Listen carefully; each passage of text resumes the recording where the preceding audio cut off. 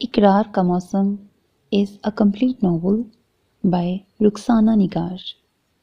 شرم نہیں آتی تم لوگوں کو؟ یہاں پسیڑا مارے بیٹھی ہو اور ادھر واش رومز کا حال دیکھا ہے؟ بدبو اور گندگی، اس بات کی تنخواہ ملتی ہے تمہیں؟ صبح کو آ کر سرسری سا جھاڑو پونچھا کرو اور پھر سارا دن بیٹھ کے گپے ہانکو۔ حلال کر کے کھانا سیکھو، حرام مت کھاؤ۔ ایک ایک کو کان سے پکڑ کے باہر کر دوں گی۔ یہاں یہ ہر حرامیاں نہیں چلیں گی۔ آدھے گھنٹے میں مجھے سارے ٹوائلٹ واش روم چمکتے ہوئے ملنے چاہیے، ورنہ میرے پاس آنے کی ضرورت نہیں۔ سیدھا کیشیئر کے پاس جا کے اپنا حساب لینا اور یہ باہر کا رستہ ہے، انڈرسٹینڈ؟ وہ غصے میں لال ببو کا چہرہ لیے بولتی چلی گئیں، اور وہ تینوں جو صبح سے مسلسل کام کے بعد 2 گھڑی سستانے اور اپنے ساتھ لائی ایک ایک روٹی کی پوٹلی کھولے پیٹ کی آگ بجھانے ہی لگی تھیں کہ ڈاکٹر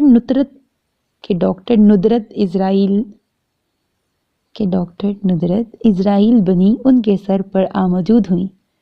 مذاق بنایا ہوا ہے کام کو، مجال ہے جو یہاں ایک بھی شخص اپنے فرض ذمہ داری کے بارے میں سنجیدہ ہو، کچھ ہی خوف فرض کی انجام دہی کا رکھتا ہو۔ سب کو مردار کھانے کی لت لگی ہے، ہاتھ پیر ہی لینا اور تنخواہ پوری ملے۔ وہ اسی طرح منہ میں بڑبڑاتی چھوٹی سی ہیل والی براؤن جوتی بجاتی آگے نکل گئیں، اور یہ سارا شاخسانہ اس نامراد جوتی کا ہی تو تھا۔ ڈاکٹر ندرت ہمیشہ مردانہ سینڈل ٹائپ یا لیڈیز فلیٹ نرم لیدر کے بغیر ہیل والے جوتے پہنتی تھی، اگرچہ ان جوتوں کی خباثت بھی کچھ کم ان کے سٹاف پر قیامت بن کر نہ ٹوٹتی تھی۔ پتہ ہی نہیں چلتا تھا کب وہ ان کے سر پر آ موجود ہوتی، نہ قدموں کی آہٹ نہ لباس کی کوئی سرسراہٹ۔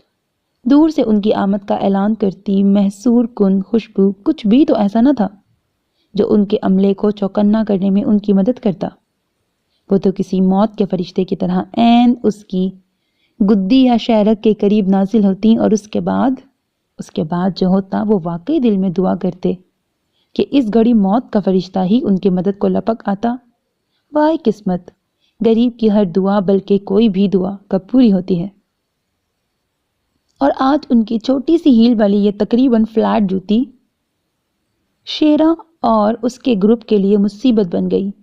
بائی چانس ان دنوں میں سے صرف نصیبہ کا سامنا صبح ڈاکٹر ندرت سے ہوا تھا، وہ بھی جب وہ اپنے آفس بیٹھی تھی۔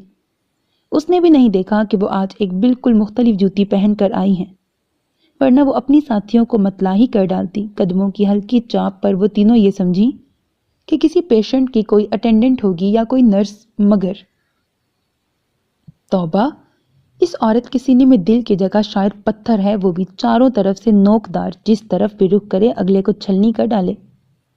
وہ کوریڈور کی طرف مڑ چکی تھی اور قدموں کی آہٹ دور جاتی ہوئی محسوس ہوئی تو رفیقہ بے ساختہ بولی تھی، اور ان دونوں نے دوبارہ بالکل کہہ کر اس کی پرزور تائید کی تھی، اور انہیں نہیں معلوم تھا کہ ڈاکٹر ندرت آگے نہیں گئیں۔ سامنے سے آتے وارڈ بوائے طلعت کی کلاس لینے کے لیے وہیں لمحہ بھر کو رکی تھی۔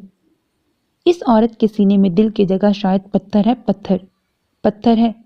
انہیں کسی بت کی طرح ساکت وہاں کھڑے یوں ہی لگا۔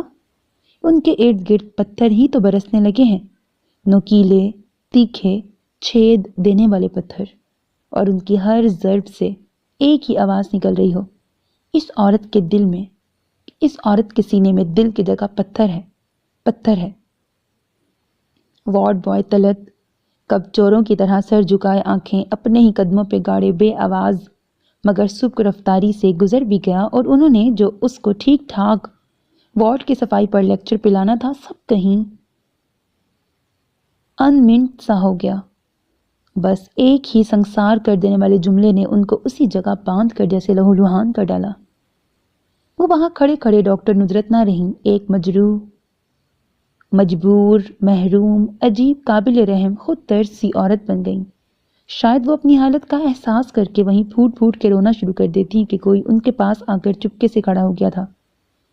انہوں نے جیسے ایک زمانے کے بعد اپنی بھاری بوجھل پلکیں اٹھائیں۔ چلیں ڈاکٹر، کیس ریڈی ہے، ہمارے پاس ٹائم کم ہے۔ ڈاکٹر نیلم نے انہیں دیکھتے ہوئے پروفیشنل لہجے میں کہا تو انہوں نے یوں چونک کر دیکھا جیسے پہلی بار دیکھ رہی ہوں۔ ان کے ارد گرد دودھیا سنگی برآمدہ اور دیواریں بالکل شفاف تھیں، کہیں بھی ان کے لہو کا ایک قطرہ بھی نہیں تھا۔ اور جو ابھی وہ لہو لہان ہو رہی تھی ان نوکیلے پتھروں کی سنگساری سے، وہ کیا ہوا؟ وہ واقعتاً حیران نظروں سے ادھر ادھر اپنے ہی لہو کو تلاش کر رہی تھی۔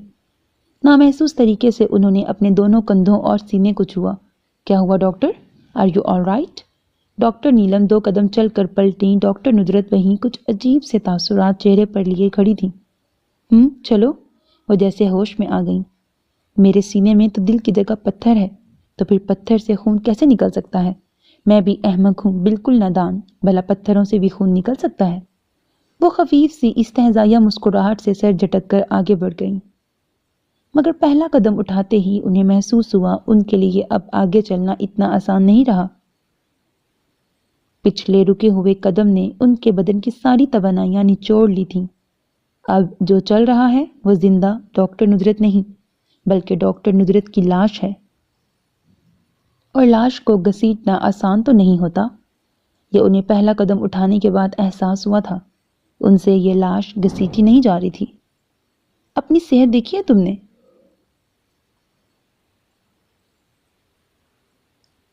پیڈ پین آگے رکھے کچھ بھی لکھے بغیر ڈاکٹر ندرت نے سامنے بیٹھی کمزور چہرے اور بد وضع جسم والی عورت کو دیکھا، جس کی آنکھوں کے گرد سیاہ حلقے تھے اور پورے چہرے پر گہری چھائیاں، ہونٹوں کا رنگ کہیں کہیں سے سیاہ اور کہیں کہیں سے جامنی سا تھا۔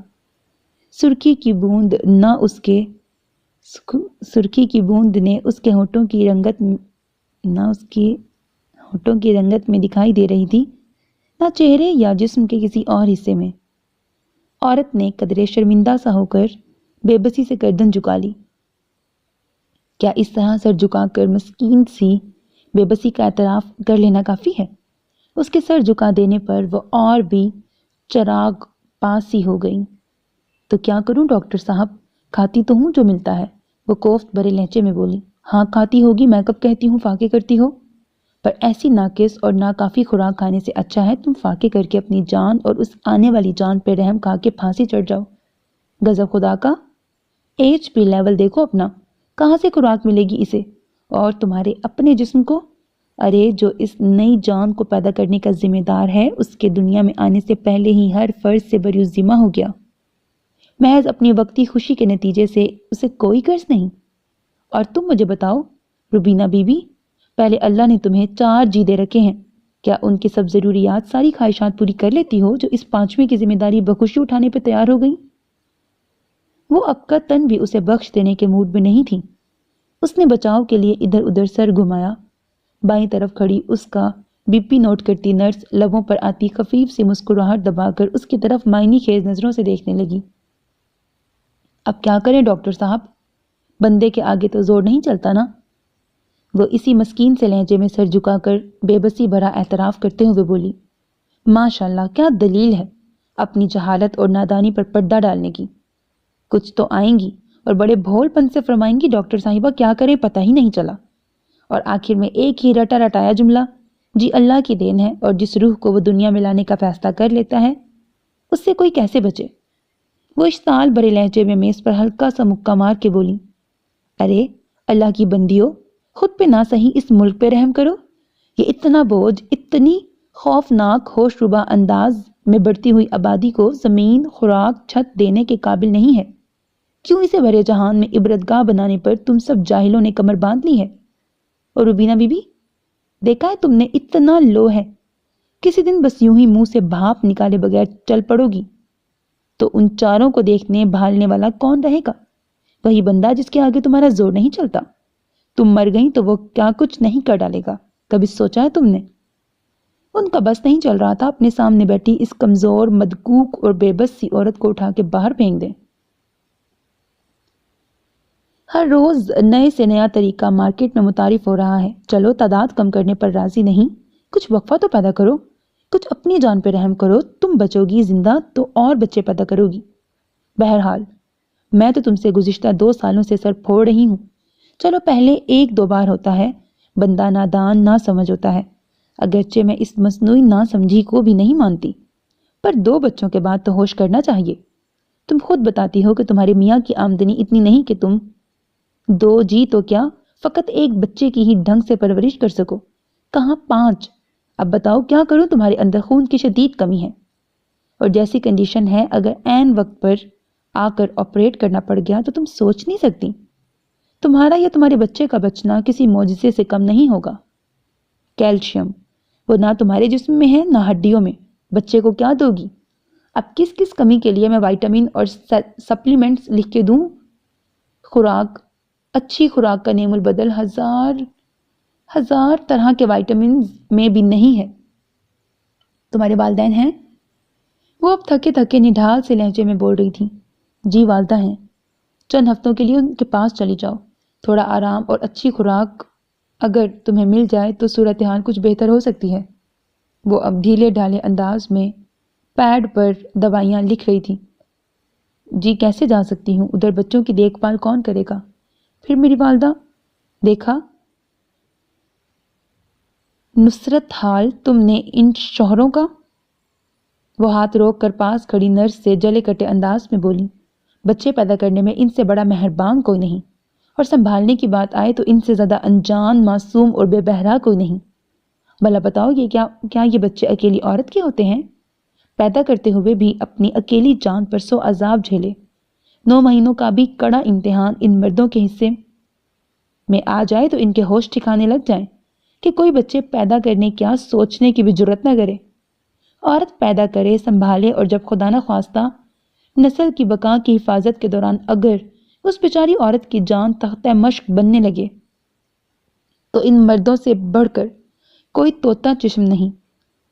چھوڑ جاؤ بچوں کو میاں کے پاس اور خود ماں کے پاس 2-4 ہفتے رہ آؤ، تمہارے میاں کو شاید تمہاری جان سستی لگے پر یقین کرو ماں تمہاری بہت پرواہ کرے گی، تمہارے بچے کی ڈیلیوری کے لیے نہیں، صرف تمہاری ذات کی غرض کے لیے۔ ماں سے بڑھ کر کوئی ہمدردی نہیں کر سکتا، زندہ رہنا چاہتی ہو تو میرے مشورے پر سوچنا ہی نہیں عمل بھی کرنا ہے۔ اب کہ انہوں نے تیز تیز بولتے ہوئے پیڈ پر 3-4 دوائیوں کے نام گھسیٹے اور نسخہ اس کی طرف بڑھا دیا۔ وہ نہیں مانیں گے جی، وہ مری ہوئی آواز میں بولی۔ ظاہر ہے جسے 24 گھنٹے کے لیے مفت کی نوکرانی ملی ہو وہ کیوں مانے گا؟ میرا کام تمہیں سمجھانا، مشورہ دینا اور خطرے سے آگاہ کرنا تھا، آگے تمہاری مرضی۔ اور دیکھو یہ دوائیاں کچھ بھی نہیں کریں گی جب تک ان کے ساتھ مناسب خوراک، دودھ، گوشت، بالخصوص پھل، تازہ سبزیاں سلاد کی شکل میں نہیں لوگی۔ زندگی ایک بار ملتی ہے، اور ہمارے ہاں تو عام دستور ہے بلکہ روایت۔ لوگ آخری عمر میں جا کر اپنے گناہ بخشوانے کا سوچتے ہیں، یوں بھری جوانی میں بھرا پرا میلہ چھوڑ کر جانے کو کسی کا بھی دل نہیں کرتا۔ اپنے دل کی کم از کم اس خواہش کی پرواہ ضرور کرنا کہ تمہارے بچوں کو صرف تمہاری ضرورت ہے، پالنے والی کسی بھی عورت کی نہیں۔ انہوں نے کرسی سے سر لگاتے ہوئے آہستہ آہستہ دھیمی سی آواز میں کہتے ہوئے گویا اسے جانے کا اشارہ دیا۔ اسی وقت دوسری پیشنٹ اندر داخل ہوئی۔ روبینہ کمر کو ہاتھ کا سہارا دیتی، گہرے گہرے سانس لیتی آہستہ آہستہ باہر کی طرف چل دی۔ کیا کہا ڈاکٹر صاحبہ نے؟ سسٹر نئی پیشنٹ کو سائیڈ روم میں چیک اپ کرانے کے لیے بیڈ پر لٹا رہی تھی۔ دروازہ ذرا سا کھلا رہ گیا تھا۔ ڈاکٹر نصرت پیشنٹ کو چیک کرنے کے لیے اٹھ کھڑی ہوئی۔ کہتی ہیں کمزور بہت ہو، بچوں کو چھوڑ کر کچھ دنوں کے لیے امی کی طرف چلی جاؤ، آرام اور اچھی خوراک کی ضرورت ہے۔ معلوم نہیں روبینہ کے ساتھ اس کا میاں تھا کہ ساس جسے وہ یہ سب بتا رہی تھی۔ ارے یہ ڈاکٹر تھوڑی ہے، پتھر ہے۔ جیسا سنا ویسا پایا والا حال ہے۔ اب بھلا بتاؤ ایک ماں کیسے بے دردی سے اپنے بچوں کو یوں خدا نہ خواستہ لاوارثوں کی طرح چھوڑ کر اپنی جان بنانے ماں کی طرف چل پڑے؟ توبہ توبہ، ان کے مشوروں پہ عمل کرنے لگی تو ساری دنیا تھو تھو کرے گی۔ نہ ماں ایسی شکیل قلب پتھر دل ہو سکتی ہے، اور جو آنے والا جی ہے اگر اللہ کو اس کی زندگی منظور ہوئی تو یہ ڈاکٹر اور اس کے مشورے کیا چیز ہیں؟ جانے دو، تم کیوں خود کو ہلکان کرتی ہو؟ میں تو تمہیں ادھر اس لیے لے کے آئی تھی، شہر کی اس وقت سب سے مشہور اور قابل گائنیکولوجسٹ ہے، تمہاری دن بدن گرتی اس صحت کے لیے کچھ اچھا ٹونک یا دوا لکھ دے گی، ورنہ پہلے بھی تو 4 پیدا کیے ہیں، کون سا انوکھا کام کرنے جا رہی ہو؟ چلو اب گھر جا کے بھائی جان سے دوائیاں منگوا لیں گے۔ यहाँ تو भाई वही बात है, ऊंची दुकान फीका पकवान। वो बुड़बुड़ाते हुए रुबीना को अपने पीछे कमर पकड़कर रेंगती चाल से आते हुए देखकर आगे चल दी। डॉक्टर थोड़ी है, पत्थर है, जैसा सुना वैसा पाया।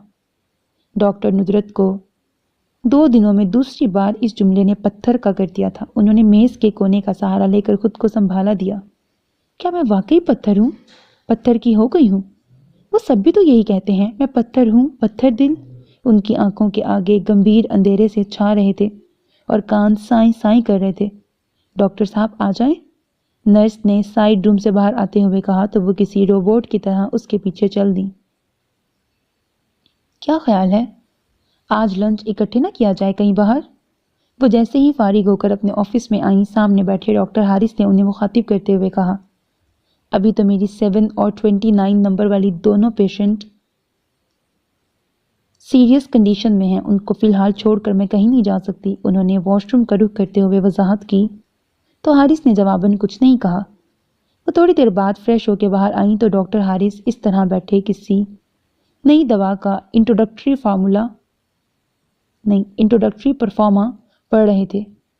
अभी सिस्टर मारिया और डॉक्टर फरहाना आई थी। आपकी दोनों सीरियस पेशेंट स्टेबल हैं, फिलहाल कोई प्रॉब्लम भी नहीं, तो मेरे ख्याल में चलने में कोई हर्ज नहीं। वो गोया तय करके बैठे थे, आज उन्हें बाहर लेकर ही जाएंगे। आई एम सॉरी, मगर मुझे तो बिल्कुल भूख नहीं है। सुबह नाश्ता डट कर करके आई थी और दोबारा चाय और कॉफ़ी के साथ स्नैक्स भी ले चुकी हूँ, और मैंने सोच रखा था पहले से। प्लीज़ माइंड मत कीजिएगा, मैं आज लंच नहीं करूँगी। उन्होंने अपनी कुर्सी पर बैठते हुए कहा और बेल बजाकर साथ वाले कमरे से हेड नर्स को बुलाने लगी। मैं बिल्कुल माइंड नहीं करूँगा, बल्कि आज तक जो कुछ भी आप कहती रही हैं, यकीन जानिए मैंने कभी माइंड नहीं किया। वो जताने वाले अंदाज में बोले तो डॉक्टर नुजरत ने उन्हें तिरछी नज़रों से देखा। तंज कर रहे हैं? कतन नहीं। वो लबों में मुस्कुराहट दबा के बोले। उसी वक्त सिस्टर रिजवाना अंदर दाखिल हुई। उन दोनों पेशेंट की मुफस्सिल रिपोर्ट हर आधे घंटे बाद मुझे आकर दो, और कोई भी मसला हो मुझे फ़ौरन इधर आकर बताना, मैं ऑफिस में ही हूँ। उन्होंने नर्स के साथ डॉक्टर हारिस को भी शायद जताया था। नर्स सर हिलाते हुए इजाज़त लेकर बाहर चली गई। तो इसका मतलब है लंच इधर ही मंगवा लिया जाए। उसके जाते ही डॉक्टर हारिस बोले, डॉक्टर हारिस प्लीज़, आप लंच पर क्यों बजित हैं? वो जैसे जिच हो के बोली। और आप ना करने पर क्यों बजित हैं? वो भी जवाबन बोले तो वो कंधे उचकाकर उन्हें देखने लगी। मैं वजह पहले भी बता चुकी हूँ, कतन मूड नहीं। हाँ, अगर आप चाय या कॉफ़ी मंगवा लें तो साथ दे सकती हूँ। आखिर मुरव्वत और साथ काम करने वालों के साथ कुछ वज़ादारी निभाना भी ज़रूरी थी, उन्हें कहना ही पड़ा। पक्की बात है, आप साथ देंगी? डॉक्टर हारिस उनके जुमले की दुम गोया हाथ में लेके बोले कि वो सटपटा सी गईं। कम ऑन, कहा ना, बिल्कुल साथ दूंगी, मगर सिर्फ चाय या कॉफ़ी की हद तक। अगले ही लम्हे वो संभल कर अपने मखसूस लहजे में बोली, वजाहत करने की ज़रूरत नहीं डॉक्टर नुजरत, मुझे मालूम है आप सिर्फ चाय या कॉफ़ी की हद तक ही साथ दे सकती हैं। वो एकदम से उतरे हुए चेहरे के साथ बोले तो डॉक्टर नुजरत इधर उधर देखने लगी। एक बात पूछूं? ज़रूर।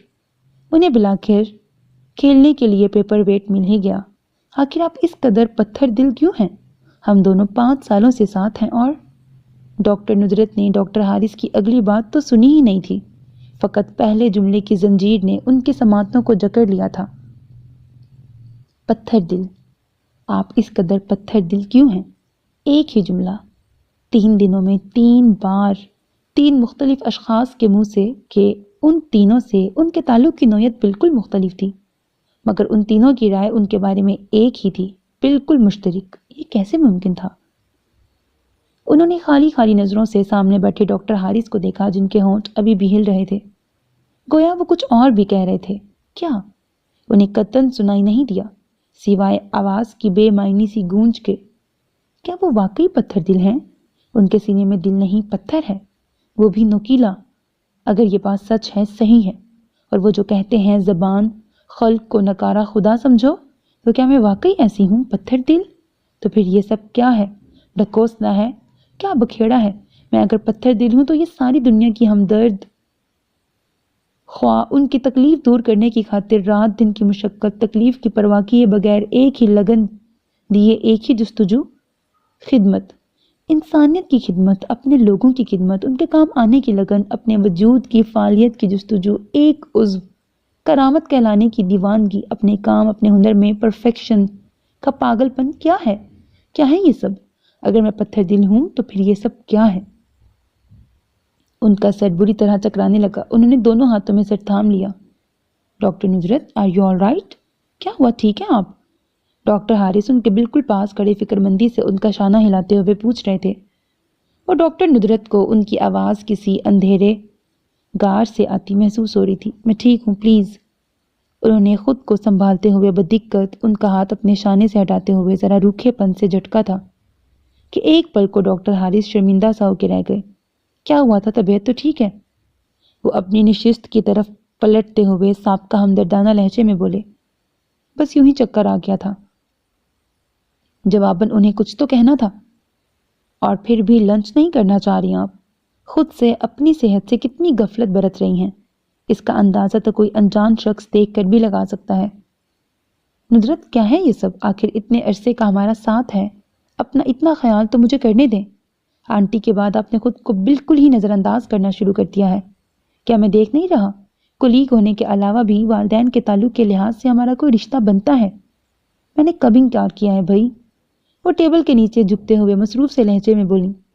مجھے اکثر وہ بیچ کے 10 سال کس قدر پچھتاوے میں مبتلا کرتے ہیں جب پاپا ہمیں لے کر نروبی چلے گئے تھے اور ہمارا رابطہ محض مہینوں میں لکھے جانے والے 2-4 خطوط یا پھر کوئی فون کال رہ گئی تھی، اور اس بے خبری میں مجھے پتہ بھی نہیں چلا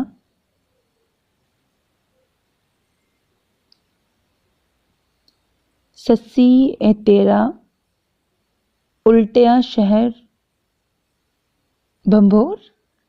وہ پھیکی سی ہنسی ہنس کے بولا، کم آن حارث، یہ لڑکیوں کی طرح آہیں بھرنا کم از کم تم جیسے اتنے کمپیٹنٹ اسٹیبلشڈ کو زیب نہیں دیتا۔ جو بیت گیا اس کا ملال کیا رکھنا؟ بلاخر انہیں اپنی مطلوبہ کتاب نچلے دراز سے مل ہی گئی۔ کتاب اپنے آگے رکھتے ہوئے وہ ہلکے پھلکے انداز میں بولی، اور اس کے باوجود تمہیں یوں اکیلا دن رات کسی مشین کی طرح کام میں جتے دیکھ کر میرے اس ملال میں کچھ اور بھی اضافہ ہو جاتا ہے۔ شاید تمہیں احساس ہو جائے کسی دن میرے اس ملال کا۔ ڈاکٹر حارث کا لہجہ اور انداز ہنوز پرملال تھے۔ ڈاکٹر حارث، آپ کو رنجیدہ یا دکھی ہونے کی ضرورت نہیں، اور جو یہ میں مشین کی طرح جتی رہتی ہوں تو میں آپ کو حلفیہ بیان دے سکتی ہوں، جس طرح چاہیں لے لیں کہ اس طرح کام کرنا اتنی تندہی اور شدت سے میرا جنون ہے، اور مجھے اپنے اس پیشن سے عشق ہے۔ اور آپ یہ نہ سمجھیں کہ اس طرح تندہی سے کام کر کے میرے اندر کمزوری یا نکاہت پیدا ہو رہی ہے، ہرگز نہیں۔ یہ پوری ڈیوریشن سے کام کرنا میری توانائی میں 1000 گنا اضافہ کرتا ہے۔ یہ محنتی زندگی، لوگوں کی خدمت تو میرا خواب تھا، اور میں اس خواب میں کتنی خوشی، کتنی مسرت سے جی رہی ہوں، شاید چاہوں بھی تو آپ کو بتا نہ سکوں۔ یہ کام سے عشق میری زندگی ہے، میرا جنون ہے۔ اس عشق، اس توانائی سے بھرپور خواب سے بچھڑی تو شاید جی نہ سکوں۔ اب آپ کو میرے جذبات کا کچھ علم ہو گیا ہوگا تو پلیز آئندہ میرے کام پر اعتراض نہ کیجیے گا، ورنہ شاید نیکسٹ ٹائم میں اتنی برداشت کا مظاہرہ نہ کر سکوں۔ وہ بولتے بولتے جس طرح سختی اختیار کرتی گئیں، ڈاکٹر حارث کے پاس جیسے آگے کچھ کہنے کے لیے رہ ہی نہیں گیا۔ کیا ایک انسان کی زندگی پر صرف اس کا اپنا حق ہوتا ہے، کسی اور کا نہیں ہوتا؟ نہ جانے کون سا جذبہ تھا جس نے انہیں یہ سوال کرنے پر مجبور کر ڈالا۔ وہ جواب میں چپ سی رہ گئیں، یوں ہی آگے بڑی کتاب کی اور گردانی کرتی رہیں۔ آپ نے جواب نہیں دیا، یا اس کا جواب آپ دینا نہیں چاہتی؟ وہ لمحہ بھر کو توقف کے بعد جتانے والے انداز میں بولا، کسی کا بھرم رہ جائے کیا اچھا نہیں؟ میں جواب دینا نہیں چاہتی تھی، مگر آپ کے مجبور کرنے پر ڈاکٹر حارث، میرے خیال میں کسی بھی انسان کی زندگی پر پہلا حق، پہلا مسلمہ حق صرف اس انسان کا ہوتا ہے جو اپنی مرضی سے جیے۔ ہاں، اگر اس کا دل چاہے تو وہ کسی دوسرے کو اس حق کا کچھ حصہ دے سکتا ہے، مگر اپنی مرضی اور خوشی سے۔ وہ مرضی اور خوشی پر زور دے کے بولی، اور اس مرضی اور خوشی سے اپنی ذات پر کچھ حق دے کر پھر واپس لے لیا جائے، اسے آپ کیا کہیں گی؟ ڈاکٹر ندرت کو امید نہیں تھی وہ جواب میں یہ کہہ ڈالیں گے، یا اس کا جواب بھی آپ نہیں دینا چاہتی؟ وہ اس طنزیہ انداز میں بولے، کیا اس طرح کے سوال کسی کی ذاتیات میں ڈائریکٹ مداخلت نہیں؟ وہ قدرے شکستہ سے لہجے میں بولی۔ ایک ہار سی ان کے کھلے ہوئے چہرے پر تاریک سائے کی طرح چھا رہی تھی۔ اگر کسی دوسرے کے اتنے گریز اور خود پرستی سے اس کے ارد گرد کا کوئی انسان اتنا متاثر ہو رہا ہو کہ اسے اپنی ذات پر ہر قسم کا اختیار منفی ہوتا نظر آ رہا ہو تو اتنا دخل دینے کا حق تو ہے اسے دوسرے کی زندگی میں۔ اب تو کوئی ڈھکی چھپی بات تھی نہ کوئی انڈائریکٹ انداز جو ڈاکٹر ندرت بننے کی کوشش کرتی، مگر صاف پوچھ بھی تو نہیں سکتی تھی۔ آپ شاید لنچ کے لیے جانے والے تھے۔ انہوں نے جبراً چہرے پر مسکراہٹ لانے کی کوشش کرتے ہوئے موضوع بدلنا چاہا۔ مما بہت باسط ہیں آج کل میری شادی کے سلسلے میں۔ وہ ان کی بات کو نظر انداز کرتے ہوئے بولے۔ تو کر لیجئے۔ انہوں نے کتاب سے مطلوبہ صفحہ نکالا۔ کیا کسی دیوار سے شادی کر لوں یا کسی پتھر سے؟ وہ جھلا کے بولے۔ اگر ایسی شادی ہو سکتی ہے تو کر لیں۔ انہوں نے کتاب سے نظریں ہٹائے بغیر کہا۔ پھر بھی آپ ہی سے رابطہ کرنا پڑے گا۔ آپ سے بڑا پتھر دل اور کون ہوگا؟ وہ اتنی بے خوفی سے ان کے منہ پر یہ سب کہہ ڈالیں گے اس کی انہیں امید نہیں تھی۔ ان کے چہرے کا رنگ بدلتا چلا گیا۔ تاریکی سے سفیدی اور سفیدی سے سرخی کے سائے چھا گئے۔ Doctor Haris please mind your own business. اس طرح کی بے تکلفی کی اجازت نہ میں آپ کو دوں گی اور نہ آپ کسی کو دے بھی کیا سکتی ہیں۔ ایسی اجازت دیں گی بھی تو پھر اس سے بے دردی سے چھین لیں گی اور دوسروں کی زندگی برباد کر کے کہیں گی مائنڈ یور اون بزنس۔ کیوں نہ میں احتجاج کروں جب میری زندگی کی بربادی کا براہ راست تعلق آپ سے بنتا ہے؟ وہ کسی شیشے کی طرح چٹک کے بولے تھے۔ ان کے چہرے پر بھی کئی رنگ ایک ساتھ ابھر کر ڈوبے تھے۔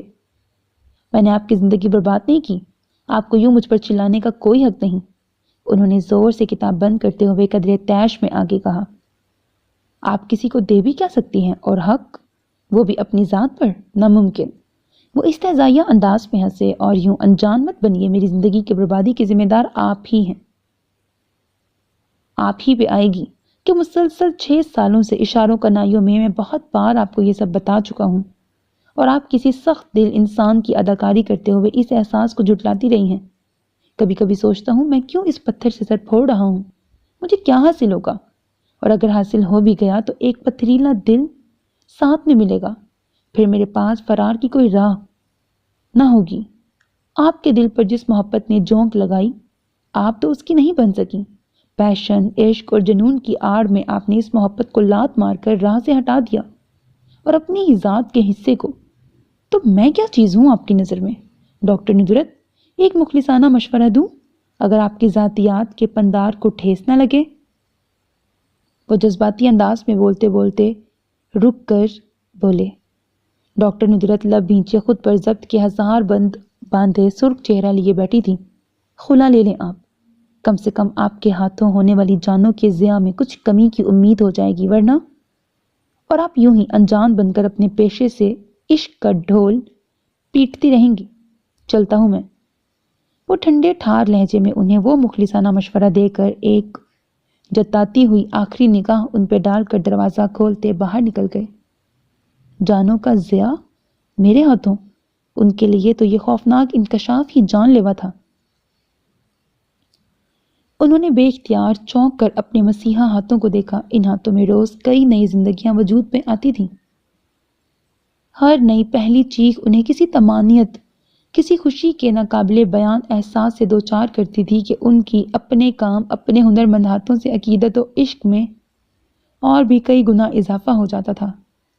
اور یہ کہہ رہا ہے میرے ہاتھوں جانوں کا ضیاء؟ کون سی جانوں کا ضیاء؟ پورا شہر جانتا ہے آج تک کہ چاہے کتنا ہی پیچیدہ، کتنا ہی گمبھیر کیوں نہ ہو، موت کی دہلیز سے کھینچ کھینچ کے نئی زندگی کی نوید دیتے یہ میرے ہاتھ سارے شہر میں مسیحا کے نام سے جانے جاتے ہیں۔ آج تک ایک بھی موت کا سیاہ ٹیگ میں نے کسی نئے وجود میں آنے والی زندگی کے ماتھے پہ نہیں لگنے دیا۔ میں نہیں، لوگ کہتے ہیں میرے ہاتھوں میں یسوع مسیح جیسی شفا ہے کہ مرے ہوئے وجود پہ زندگی پھونک دیتے ہیں۔ ان لمحات میں میں نہیں رہتی، کوئی الہامی قوت میرے وجود کو اپنے حصار میں لے لیتی ہے اور فقط زندگی میرے لبوں سے نکلتا ہے اور نئی زندگی وجود میں آتی ہے۔ تو پھر یہ کیسے ایسی بکواس میرے بارے میں کر سکتا ہے؟ اپنی فضول محبت کی ناکامی کا غصہ میرے ہنرمند مسیحا پیشے پہ تھوپنا چاہتا ہے اور کوئی بات نہیں، یہ کوئی دوسرے مردوں سے الگ تھوڑی ہے۔ اس کی بھی ایگو ہرٹ ہوتی ہے کہ اس کی موجودگی میں ایک عورت کی مسیحائی کے چرچے ہوں، اور وہ کیسے برداشت کرے۔ وہ مجھے اپنی اس بدنام زمانہ محبت کی زنجیر میں باندھ کر ایک بیکار ناکام زندگی دینا چاہتا ہے۔ میرے ان ہنر مند ہاتھوں میں پیاز لہسن کی ٹوکری تھما کر مجھے میرے ہنر کو زنگ لگانا چاہتا ہے، ایک وفا شار محبت کرنے والی بیوی کا رتبہ ادا کر کے۔ بیوقوف سمجھتا ہے مجھے، نادان کم عقل ہرگز نہیں۔ میں نے تو ایسے ہر رشتے کو جو میرے پیشن کی راہ میں رکاوٹ بنے ہٹا دیا۔ تو کیا وہ سچ کہہ گیا؟ میں اپنی مسیحائی کا ڈنڈورا پیٹتی ہوں اور خود پرستی میں مبتلا ہوں، اور وہ جو نہیں جھوٹ ہے یہ مردوں کے ہتھ کنڈے ہیں، ان کی چالیں عورت کو ہرانے کی، اسے ناکام بنانے کی، جیسے ممی، میری لائق قابل ڈاکٹر ماں، جس نے ساری زندگی گھر کی چار دیواری میں ایک وفا شار بیوی کے روپ میں گزار دی، ویسی زندگی میں گزار دوں۔ کوشش کی تھی میں نے، مگر میرے اندر کا ہنر، میرا پوٹینشل، کس قدر منہ زور جذبہ ہے یہ کام کرنے کا، میں اس سے کیسے منہ موڑ سکتی ہوں؟ بالکل بھی نہیں۔ یہ ڈاکٹر حارث مجھے ٹریپ کرنا چاہتا ہے، محبت کے نام پر اس کے دل فریب سنہری جال میں بار بار آ کر مجھے میری تنہائی، اکیلے پن کا احساس دلا کر، اپنے جھوٹے ساتھ کا یقین دلا کر۔ وہ مجھے 16 سال کی کوئی بیوقوف لاوبالی دوشیزہ سمجھتا ہے جو اس محبت کے دام میں آ جائے گی۔ ارے نادان، اگر میں نے محبت کے جال میں ہی پھنسنا تھا، محبتیں ہی نبھانی تھی، تو اتنا بڑا سوالیہ نشان پیپر ویٹ کی شفاف سطح کے اندر باہر سے جھلکنے لگا۔ وہ سر پکڑ کے بیٹھ گئیں۔ انہیں امید نہیں تھی کہ ڈاکٹر حارث دن میں اتنی تلخ گفتگو کے بعد دوبارہ اتنی جلدی ان کو فیس کریں گے۔ وہ رات گئے کر پہنچی تھیں اور یہی ان کا معمول کا وقت تھا، روزانہ اتنی ہی دیر سے آنا۔ ممی کی زندگی میں پھر بھی وہ کوشش کرتی کہ ڈنر ٹائم میں ان کا ساتھ دینے ذرا جلدی گھر پہنچ جائیں، مگر ان کی 2 ماہ قبل اچانک ہونے والی موت کے بعد جیسے ڈاکٹر ندرت نے گھر جلدی آنے یا اپنے خیال رکھنا اور کچھ نہیں تو کھانے پینے کے اوقات کی پرواہ کرنا جیسی ترجیحات سے آزاد کر دیا تھا خود کو۔ اب وہ اکثر دوپہر یا رات کا کھانا گول کر جایا کرتی تھیں، اگرچہ ملازم پرانے تھے اور ان کو کھانا دینے کے خیال سے رات گئے تک جا کر انتظار بھی کیا کرتے تھے، مگر وہ ہر روز انہیں یوں جاگنے اور انتظار کرنے سے منع کرنا نہیں بھولتی تھیں، مگر وہ بھی شاید نمک حلال تھے۔ روز ہی ان کے گھر آنے پر کھانا گرم کر کے منت سماجت سے صحیح انہیں کھانے پر مجبور کر دیا کرتے تھے۔ تقریباً سبھی ملازم پاپا کے زمانے کے تھے، سو انہیں اپنے بچوں کی طرح عزیز رکھتے تھے، اگرچہ وہ بھی ان کا خیال رکھتی تھی، مگر جس طرح ممی کے جانے کے بعد وہ سب ان کے بارے میں فکر مند رہنے لگے تھے، انہیں کبھی کبھی ناگوار سا بھی گزرنے لگتا، پتہ نہیں کیسی آدم بیزار سی طبیعت ہو چلی تھی، کسی کی اتنی محبت فکر بھی طبیعت پر گراں گزرتی تھی۔ ابھی وہ رضیہ کو کھانے سے انکار کر کے بمشکل لاؤنج کے صوفے پر ڈھیر ہو کر سونے کے بارے میں سوچ ہی رہی تھی کہ رضیہ نے ڈاکٹر حارث اور ان کی والدہ کی آمد کی اطلاع دی۔ او مائی گاڈ، آج یہ شخص اتنا ڈھیٹ کیوں ہو چلا ہے؟ اب پھر وہی بک بک اور سر درد، آخر یہ چاہتا کیا ہے؟ اور آنٹی فیروزہ، انہیں ٹالنا اور جھڑکنا تو ممکن ہی نہیں، اور اس وقت مجھے صرف ایک آرام دہ بستر اور اچھی نیند کی ضرورت ہے۔ انہوں نے کوفت بھرے انداز میں وال کلاک کی طرف دیکھا جہاں 11 بج رہے تھے۔ بھائی، میں نے سوچا نہ تو تم نے خود آنے کی زحمت کرنی ہے اور نہ غلطی سے ہمیں دعوت دو گی، اسی لیے ڈھیٹ بن کے خود ہی چلو، اور کچھ نہ بھی سمجھو، ہم سائے سمجھ کے تو تھوڑی دیر برداشت کر ہی لوگی۔ ابھی وہ سوچ ہی رہی تھی کہ انہیں بلوائے یا نہیں کہ وہ خود ہی بے تکلف انداز میں بولتی اندر چلی آئیں۔ السلام علیکم آنٹی، سوری، میں سوچ رہی تھی کہ آنے کے بارے میں فرصت ہی نہیں ملتی۔ وہ مروتاً اٹھ کر سلام کرتے ہوئے بولیں اور ذرا سا آگے ہو کر ان سے گلے ملتے پیچھے کھڑے خفا سے ڈاکٹر حارث کو دیکھا، جو ان کی طرف دیکھنے کی بجائے ادھر ادھر یوں دیکھ رہے تھے جیسے پہلی بار ان کے گھر آئے ہوں۔ خفا سا پھولا ہوا منہ ڈاکٹر ندرت کو مسکرانے پر مجبور کر گیا۔ بھائی، آپ کو فرصت نہیں ملے گی حشر تک، اور ہماری عمر کے خانے میں اتنے دن ہیں نہ گھڑیاں کہ بیٹھے آپ کی آمد کا وقت شمار کرتے رہیں، سو خود ہی چلے آئے، ابھی آئی ہو نا۔ وہ اس کو گلے لگا کر سر اور ماتھا چومتے ہوئے محبت سے بولی، کیسی ممتا بھری میٹھی گرم مسکان اٹھ رہی تھی ان کے گداز سینے، اور محبت بھرے لمس میں ندرت کا دل ایک آہ بھر کے رہ گیا۔ 2 ماہ قبل تک انہیں اس ممتا بھری آگوش کی کبھی ضرورت ہی محسوس نہ ہوئی تھی، ممی ہی اس کے انتظار میں جاگتی، اس کے آنے پر بے قرار سی ہو کر کبھی کبھار اسے اپنے ساتھ لگا لیا کرتی تھیں، ورنہ انہیں تو ہمیشہ یہ گمان ہی رہا کہ ممتا کی یہ نرم گرم مہربان چھاؤں ہمیشہ ان کے سر پر یوں ہی سایہ فگن رہے گی۔ چیزیں اور نعمتیں پاس ہوں تو ہمیں ان کے انمول ہونے کا احساس بہت کم ہوتا ہے۔ ہر چیز، ہر نعمت کی قدر اس کے دور ہونے یا گم ہو جانے پر بیش قیمت ہو جاتی ہے شاید۔ انہوں نے ایک آہ بھر کے سوچا۔ آئیے ڈاکٹر حارث بیٹھے نا۔ وہ گھر چل کر آئے تھے سو مروت تو نبھانی تھی۔ نو تھینکس، میں چلتا ہوں، اس وقت ذرا بیٹھنے کا موڈ نہیں، سخت تھکاوٹ ہو رہی ہے، کل ملاقات ہوگی، گڈ نائٹ۔ وہ اسی طرح جتانے والی نگاہوں سے انہیں تکتے بظاہر سرسری انداز میں کہتے باہر نکل گئے تو ڈاکٹر نصرت سر ہلا کے رہ گئیں۔ حارث بیٹھے نہیں، یہی احساس کافی تسلی بخش تھا۔ کھانا کھا لیا تم نے؟ انہوں نے ہاتھ پکڑ کر اسے اپنے پاس ہی بٹھا لیا، یوں لگ رہا تھا جیسے وہ کسی خاص مقصد کے تحت اس وقت آئی ہوں۔ یوں ہی ڈاکٹر نصرت کی چھٹی حس نے گھنٹی سی بجائی۔ جی کھا چکی۔ اس وقت یہ چھوٹا سا جھوٹ انہیں ایک لمبی نصیحت بھری بحث سے بچا سکتا تھا، سو بول دیا۔ اتنی جلدی؟ ابھی تو تمہاری گاڑی اندر آئی تھی۔ وہ لگ رہا تھا گیٹ سے کھڑی انہیں ہی دیکھ رہی تھی۔ بھوک کچھ خاص تو تھی نہیں، بس 2-4 لقمے لیے ہیں، آپ کہیں تو آپ کے لیے لگواؤں؟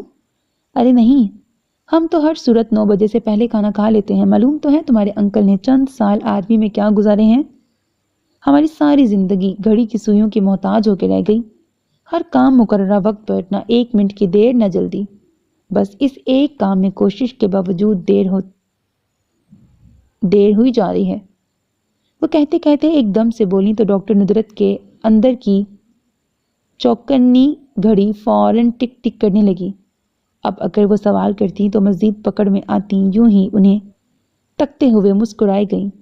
دیکھو، بہت سر مارا اس لڑکے کے ساتھ شادی ہو یا زندگی کا اور بھی کوئی اہم معاملہ، وقت پر نپٹتا ہی اچھا لگتا ہے۔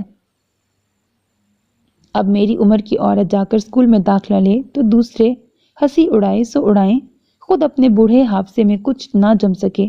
یعنی ہر چیز کی ایک عمر، ایک وقت ہوتا ہے۔ پھل بھی موسم کا اچھا لگتا ہے، بے موسمی سبزی لاکھ اچھے طریقے سے پکاؤ عموماً مزہ نہیں دیتی۔ شادی بھی وقت اور خاص عمر کے دوران ہو جائے تو اچھی لگتی ہے۔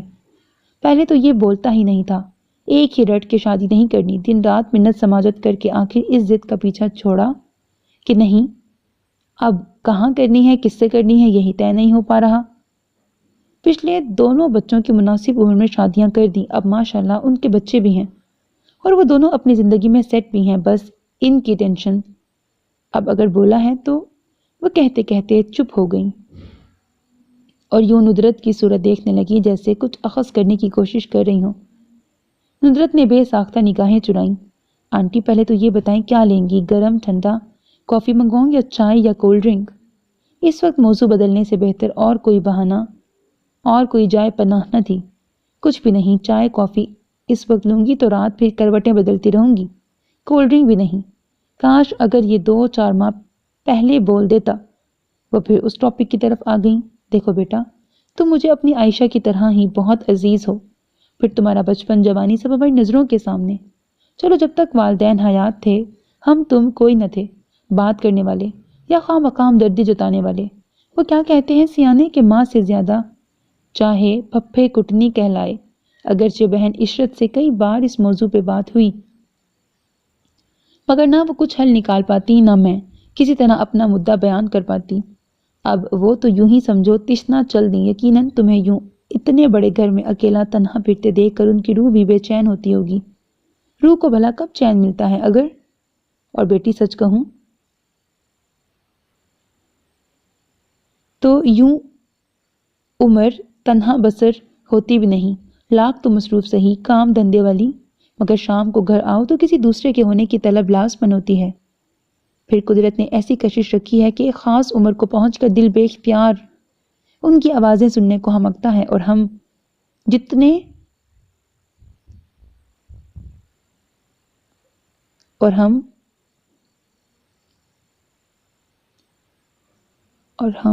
جیتے کس لیے؟ اس دل کی خواہشیں پوری کرنے کو تو جیتے ہیں۔ پھر ایسا نہ ہو کہ پلوں کے پھر ایسا نہ ہو کہ پلوں کے نیچے سے بہت سا پانی گزر جائے، پلٹنا نہ پلٹنا برابر ہو جائے۔ بہتر ہے کوئی حل نکالو، کوئی فیصلہ کر ڈالو۔ سوچو میری بیٹی، اس مسئلے پہ سوچو۔ محض ڈاکٹری کے عشق کے سہارے زندگی بسر نہیں ہوتی۔ اسے یوں چپ دیکھ کر شاید ان کا حوصلہ بڑا تھا۔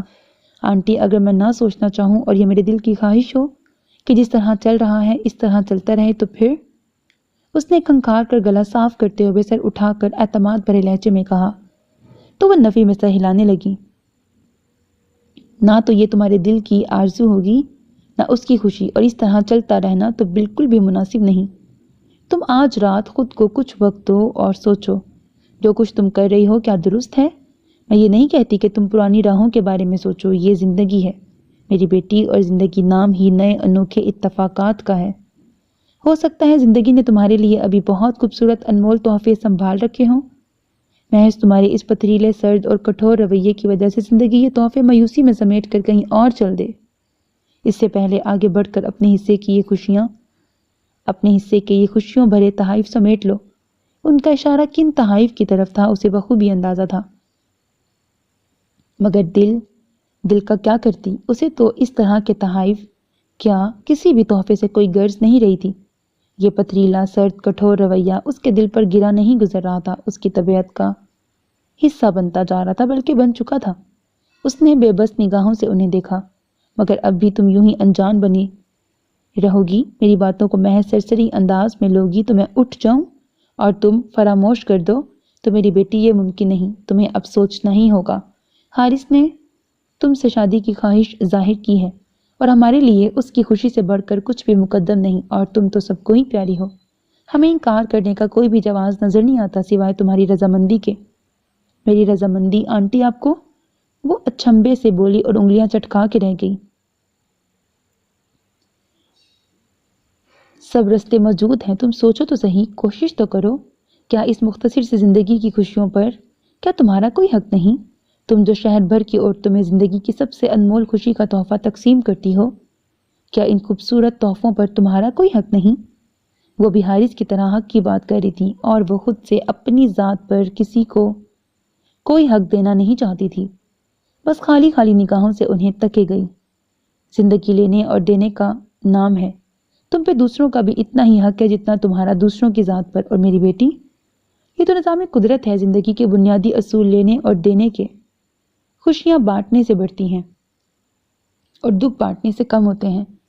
اب ہمارے گھر کی خوشیوں کا انحصار تمہاری ہاں پر ہے، اور تم اتنی اچھی، اتنی سمجھدار ہو، مجھے یقین ہے تم بہت دیر نہیں لگاؤ گی۔ وقت میں پہلے تمہیں کہہ چکی ہوں، جتنا لینا چاہو لے لو، مگر فیصلہ میرے بیٹے کے حق میں ہونا چاہیے۔ بس اتنا سوچ لینا، کبھی کبھی ہم سوچتے ہیں وقت ہماری مٹھی میں ہے، اور حقیقتاً ہم وقت کی گرفت میں ہوتے ہیں، بس اس حقیقت کو فیس نہیں کرنا چاہتے۔ وہ اس کا کندھا تھپکتے ہوئے سمجھا رہی تھی۔ سوچو گی نا، انہیں اب کچھ تو یہاں سے لے کے جانا ہی تھا، خواہ کوئی وعدہ ہی کیوں نہ ہو۔ وہ انہیں دیکھنے لگی۔ ندرت، میں کچھ پوچھ رہی ہوں، کوشش کروں گی، وہ بھاری آواز میں بولی۔ یکدم اپنے تنہا ہونے کا شدید احساس ہوا تھا، وہ احساس جس سے بچنے کے لیے وہ ہمہ وقت خود کو مصروف رکھتی تھی۔ کوشش ہی صحیح، مگر کرو ضرور۔ میں اگلے ماہ اسی تاریخ کو تمہارا جواب لینے آؤں گی۔ اپنا خیال رکھو بیٹا، یہ زندگی ایک بار ملتی ہے، بار بار نہیں کہ ہم اگلی بار کے لیے بہت سے ارادوں کو اٹھا رکھیں۔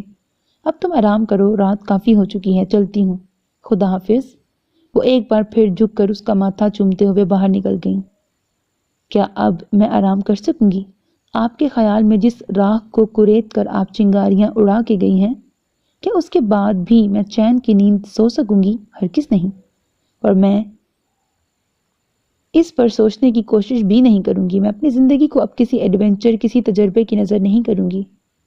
رہ گیا ڈاکٹر حارث کا معاملہ، اس پر میرے دل میں ایک ذرے کے برابر بھی نہ الفت ہے نہ لگاوٹ، تو میں کیوں سوچوں؟ جہاں تک بات اکیلے رہنے کی ہے تو میں اکیلی ہرگز نہیں۔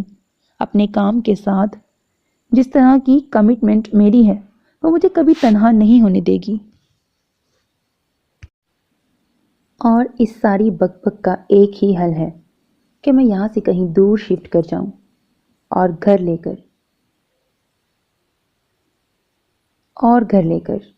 ڈاکٹر نصرت نے دل میں فیصلہ کیا اور اٹھ کر اپنے بیڈ روم کی طرف بڑھ گئیں۔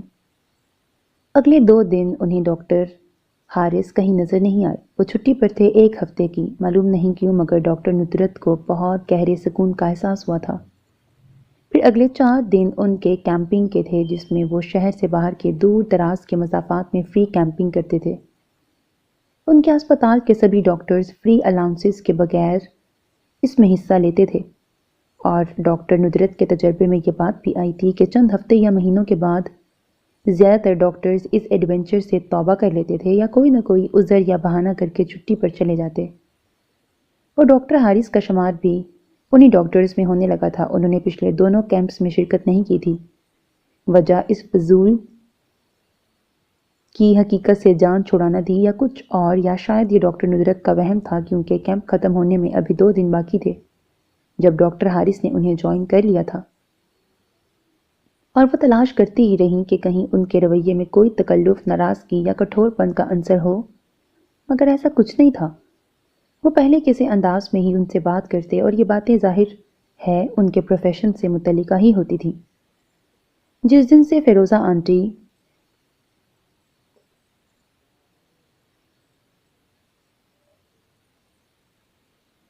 انہیں سوچو اور نہیں تو سوچنے کی کوشش کرو کی دعوت دے کر گئی تھیں، وہ نہ چاہتے ہوئے بھی جب بھی ذرا سی فرصت ملتی سوچنے لگتیں اس ایک موضوع پر جس سے وہ اجتناب کرتی آئی تھیں۔ کیا مصیبت ہے؟ کئی بار جھنجھلائیں بھی، مگر اس خیال کا آکٹوپس انہیں جکڑ چکا تھا۔ ڈاکٹر صاحبہ، اس کو دیکھیں، اس کا بخار ہی نہیں اتر رہا۔ آپ سے کل بھی دوا لے کے گئی تھی اور اس سے 1 دن پہلے بھی، مگر افاقہ نہیں ہو رہا۔ اور اسکول جانے کا اتنا شوق ہے، اس کو 1 دن چھٹی نہیں کرتی اسکول سے، آتی ہے تو بخار تیز ہو جاتا ہے۔ وہ دیہاتی حلیے والی مگر اچھی شائستہ اردو میں بات کرتی کچھ پڑھی لکھی عورت لگ رہی تھی۔ 6-7 سال کی کمزور سی گہرے گندمی رنگت والی بڑی بڑی آنکھوں کے ساتھ انہیں دیکھتی بچی کے ساتھ ان کے سامنے بیٹھی تھی۔ کیا عمر ہے اس کی؟ اس نومبر میں پورے 6 سال کی ہو جائے گی، 16 نومبر کو۔ وہ عورت پیار سے اس کالی بھجنگ ہڈیوں کی ڈھانچہ سی بچی کو اپنے ساتھ لپٹائے ہوئے بولی تو ڈاکٹر نصرت نے بے ساختہ چونک کر اس بچی کی طرف دیکھا۔ کب؟ 16 نومبر کو، 6 سال کی، وہ لبوں میں بڑبڑائی تھی۔ ایک بھولا ہوا خیال، ایک فراموش یاد کا جھونکا کہیں سے لپکا تھا۔ نام کیا ہے اس کا؟ انہوں نے سر جھٹک کر پیج آگے کیا۔ آج ادھر آخری دن تھا، مومنہ مزمل۔ اس کا اگلا جملہ بھی انہیں ہلا دینے والا تھا۔ وہ کسی شوق کے زیر اثر بیٹھی کی بیٹھی رہ گئیں۔ مومنہ مزمل؟ عورت سمجھی شاید ڈاکٹر نے سنا نہیں، دوبارہ دوہرا کے بولی۔ بدقت ان کے لبوں سے نکلا۔ کون سی کلاس میں پڑھتی ہو؟ نظریں جھکا کر پیڈ پہ قلم گھسیٹتے انہوں نے بھاری آواز میں پوچھا۔ 2 کلاس میں، بچی جھٹ سے بولی تو انہوں نے بے اختیار نگاہیں اٹھا کر اس پرجوش مگر بے حد کمزور سی بچی کو دیکھا۔ کیا وہ بھی ایسی ہوگی؟ ان کے اندر کوئی پرانی یاد کرلا رہی تھی۔ وہ بس یک ٹک اسے دیکھے گئیں۔ ڈاکٹر صاحبہ، اس کا بخار کیوں نہیں اتر رہا؟ دیکھیں تو کتنی کمزور ہو گئی ہے، کھاتی تو کچھ بھی نہیں، اور اسے سمجھائیں اب اسکول نہ جائے، 2-4 دن چھٹی کر لے۔ اس کی ماں عاجزی سے بولی۔ نہیں ڈاکٹر صاحب، میں چھٹی نہیں کروں گی ورنہ میری کلاس کے بچے آگے نکل جائیں گے۔ وہ ایک دم سے بولی تو پہلی بار ڈاکٹر نصرت کو اس پر اچانک پیار آیا۔ کبھی وہ بھی ایسی دیوانی ہوتی تھی، اسکول جانے کے لیے کبھی چھٹی نہیں کرتی تھی۔ کیا وہ بھی اس طرح اس شوق اور لگن سے اسکول جاتی ہوگی؟ اف، پھر وہی بھولی بصری آواز۔ ان کے لبوں پر مسکراہٹ آتے آتے دم توڑ گئی۔ بیٹا، 1-2 دن چھٹی کر لو گی تو طبیعت ٹھیک ہو جائے گی، پھر تم زیادہ اچھے طریقے سے پڑھ سکو گی، ورنہ روز بیمار پڑنے سے پھر خدا نہ خواستہ تمہیں اسکول سے بہت سارے ناگے کرنے پڑ جائیں گے اور ساری کلاس آگے نکل جائے گی۔ بہتر نہیں کہ تم بس 2 چھٹیاں کر لو، تمہاری امی اسکول جا کے تمہارا ہوم ورک لے آئیں گی، ٹھیک ہو جاؤ تو پھر خوب پڑھنا۔ کیا بنو گی بڑی ہو کے؟ ڈاکٹر جی، مجھے شوق ہے ڈاکٹر بننے کا، آپ کی طرح۔ بچی فوراً بولی تو انہوں نے ہاتھ بڑھا کر اس کے سر پہ پھیرا اور باکس سے ایک پیکٹ بسکٹ اور 2 سویٹس نکال کے دیں۔ وعدہ کرو ٹھیک ہو کر خوب پڑھو گی اور ڈاکٹر بنو گی۔ ابھی ہمارے ملک میں ڈاکٹرز کی کمی ہے، خاص طور پر دیہاتی علاقوں میں۔ وعدہ؟ وعدہ، پکا۔ بچی ان کا ہاتھ تھام کر جوش سے بولی تو وہ مسکرا کر دوسرے پیشنٹ کی طرف متوجہ ہو گئیں۔ پھر شام تک ان کے پاس مریضوں کا رش ہی رہا۔ ایک پل کی فرصت نہیں مل سکی، مگر اس قدر مصروفیت کے دوران بھی بار بار اس بچی کی کمزور صورت، بڑی بڑی آنکھیں اور پرجوش انداز انہیں ڈسٹرب کرتا رہا۔ بار بار ان کا دھیان بڑھ جاتا۔ کوئی تھا جو انہیں پکار رہا تھا کہ میری طرف دھیان دو، توجہ کرو۔ کون؟ وہ سوچ کر بھی نہیں سوچنا چاہتی تھی۔ میری گاڑی خراب ہو گئی ہے، آپ کے ساتھ بیٹھ سکتا ہوں؟ وہ روانگی کے وقت اپنی گاڑی سٹارٹ کرنے ہی لگی تھیں کہ ڈاکٹر حارث نے ان کی طرف ذرا جھک کر کہا، وائی ناٹ، شور۔ انہوں نے بڑی بے دلی سے جواب دیا، اگرچہ الفاظ سے ظاہر نہیں ہونے دیا کہ اس وقت ڈاکٹر حارث کو لفٹ دینا ان کے لیے کتنا تکلیف دہ ہے۔ میں تو حیران ہوتا ہوں کہ اتنے ڈاکٹرز کے باوجود ابھی تک ہمارے دیہاتی علاقے کس قدر پسماندگی کا شکار ہیں۔ کئی دیہات میں ایک ڈاکٹر یا کہیں ایک بھی نہیں، اور زیادہ سے زیادہ ہیلتھ وزٹر، وہ بھی اپنی ڈیوٹی سے غیر حاضر۔ لوگ بیچارے حکیموں کے پاس، پیروں فقیروں اور دھاگا گنڈا کرنے والوں کے پاس نہ جائیں تو اور کیا کریں؟ آخر گورنمنٹ اس سلسلے میں ٹھوس اقدامات کیوں نہیں کرتی؟ ڈاکٹر حارث نے گفتگو شروع کی تو ڈاکٹر نجرت کو تسلی ہوئی کہ سفر کچھ بہتر گزرے گا۔ بس یہی تو خرابی ہے حکومت ہماری، آج تک کوئی ڈھنگ کی آئی نہیں، اگر آئی ہے تو اسے ٹک کے کام نہیں کرنے دیا جاتا۔ ابھی حکومت کے قدم بھی نہیں جمتے کہ اکھاڑ دی جاتی ہے۔ ایسے میں ہمیں حکومت کے جمنے اکھڑنے کا انتظار کیے بغیر خود سے کچھ اضافی ذمہ داریاں اپنے کندھوں پر لے لینی چاہیے، اور یہ کیمپنگ اس کی ایک کڑی ہے، اور میری کوشش تو ہے کہ اس کی رینج کو اور بڑھایا جائے۔ دور افتادہ علاقوں تک ابھی بھی ہماری رسائی نہیں، اور پھر آپ کے سامنے کی بات ہے، جتنے بھی ڈاکٹرز ہمارے اسٹاف میں ہوتے ہیں وہ ایسے مواقع پر عموماً کوئی معقول عذر گھڑ لیتے ہیں۔ میں کسی کو مجبور تو نہیں کر سکتی سوائے کوشش کے۔ وہ بڑی مہارت سے گاڑی ڈرائیو کرتے ہوئے مفصل انداز میں جواب دینے لگی۔ ڈاکٹر حارث نے ایک ترچھی نگاہ ڈاکٹر نجرت کے چہرے پہ ڈالی۔ اس عورت کے سینے میں کام کے علاوہ اور کوئی جذبہ ہے ہی نہیں۔ کوشش بھی اچھی چیز ہے اگر خلوصیت دل سے کی جائے تو۔ وہ جتانے والے انداز میں بولے تو ڈاکٹر نجرت نے چونک کر انہیں دیکھا اور فوراً ہی نگاہیں پھیر لیں۔ درست کہا آپ نے، بندے کو حکم صرف کوشش کا ہے، نتائج کی ذمہ داری اس کی نہیں، یہ اللہ کے کرنے کے کام ہے۔ اور آپ کا شکریہ، 2 دن بعد صحیح آپ نے جوائن تو کیا، ورنہ 3 ڈاکٹرز کے ساتھ اتنے وسیع علاقے کو کور کرنا خاصا مشکل تھا۔ طنز کر رہی ہیں؟ ہرگز نہیں، شکریہ ادا کر رہی ہوں، کیونکہ یہ کیمپنگ کوئی لازمی نہیں، اس کی چوائس آپشنل ہے۔ میں اس کے لیے کسی کو بھی مجبور نہیں کر سکتی، جو شامل ہو جائے اس کا شکریہ ادا کرنا مجھ پہ واجب ہو جاتا ہے۔ وہ وضاحت کرتے ہوئے بولی، یہ آپ کا ذاتی کام تو نہیں کہ آپ فرداً شکریہ ادا کرتی ہیں۔ وہ جتا کر بولے، کوئی میرے مشن میں میری مدد کرے گا تو گویا میری ذاتی مدد ہوئی، شکریہ تو پھر بنتا ہے نا۔ وہ مسکرا کر بولی تو ڈاکٹر حارث بھی مسکرانے لگے۔ ایک بات پوچھوں؟ نہیں۔ وہ فوراً بولی، کیوں؟ اس وقت نہیں، بہت تھکی ہوئی ہوں، کوئی سوال جواب نہیں کر سکوں گی۔ تو میں ڈرائیو کر لوں؟ شور، آپ کو زحمت نہ ہو تو۔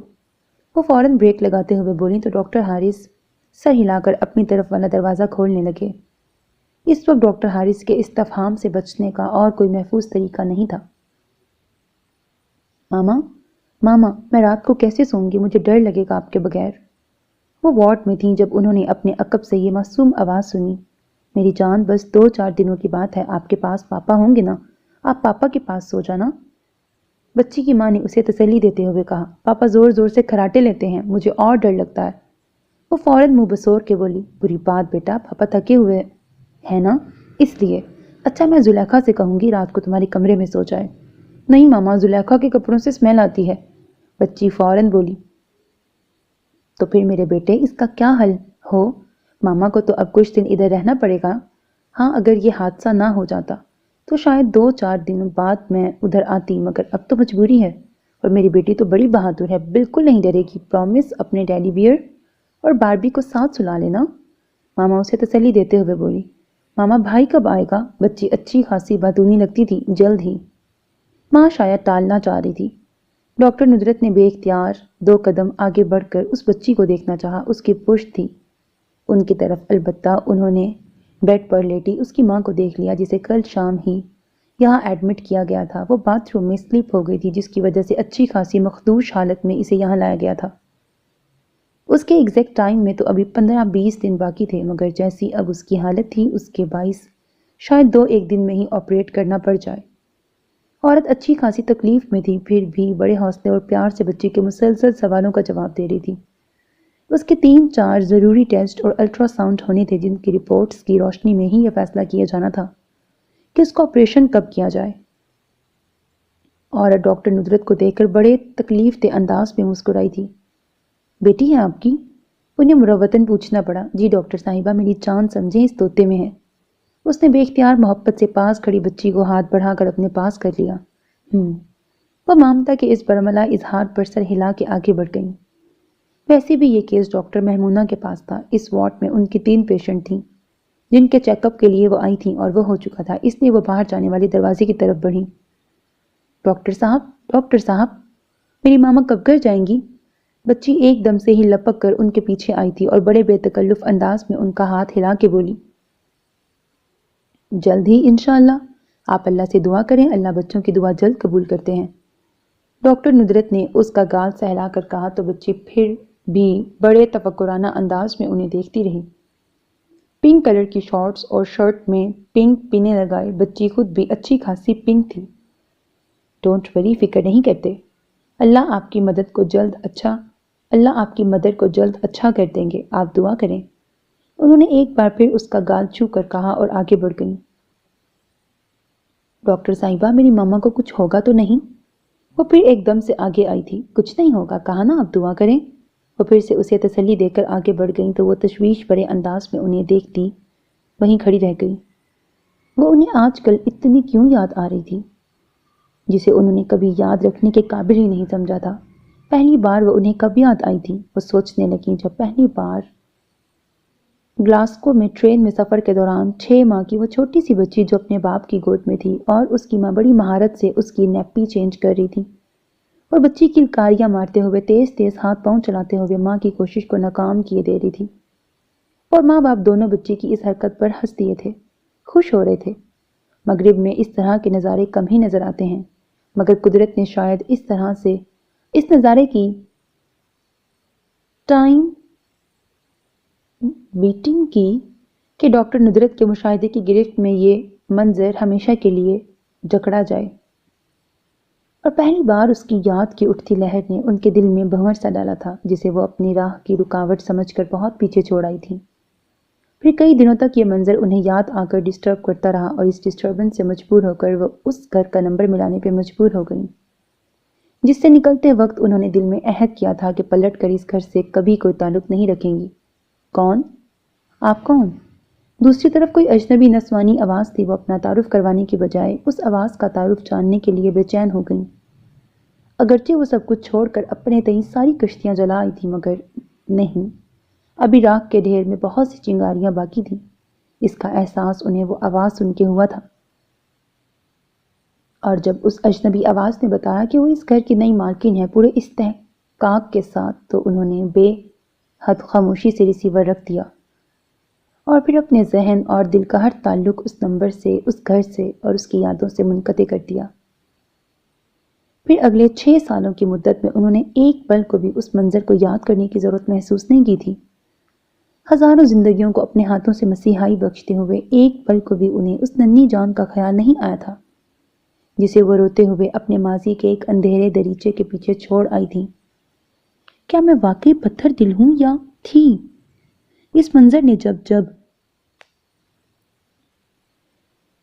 نے جب یاد دہانی کروائی، ان کے دل سے یہ سوال ضرور اٹھتا تھا، اور آج کل تو جیسے ہر پل، ہر لمحے کے ہاتھ میں یہی پتھر جیسا سوال تھا جو آتے جاتے انہیں سنگسار کیے دے رہا تھا۔ آخر میں کیوں اس کے بارے میں اتنا سوچ رہی ہوں؟ جب انہوں نے مجھے اپنی زندگی سے کسی حرف غلط کی طرح مٹا ڈالا تو میرا ان سے کیا تعلق باقی ہے؟ اور اسے تو میں خود اپنی خوشی سے خود سے جدا کر آئی تھی۔ پھر اب یہ سوچیں، لیکن اس کے باوجود یہ حقیقت اپنی جگہ قائم ہے کہ وہ میری بیٹی ہے، اور اسے میں خود سے کتنا بھی الگ کاٹ کر پھینکوں جدا نہیں کر سکتی۔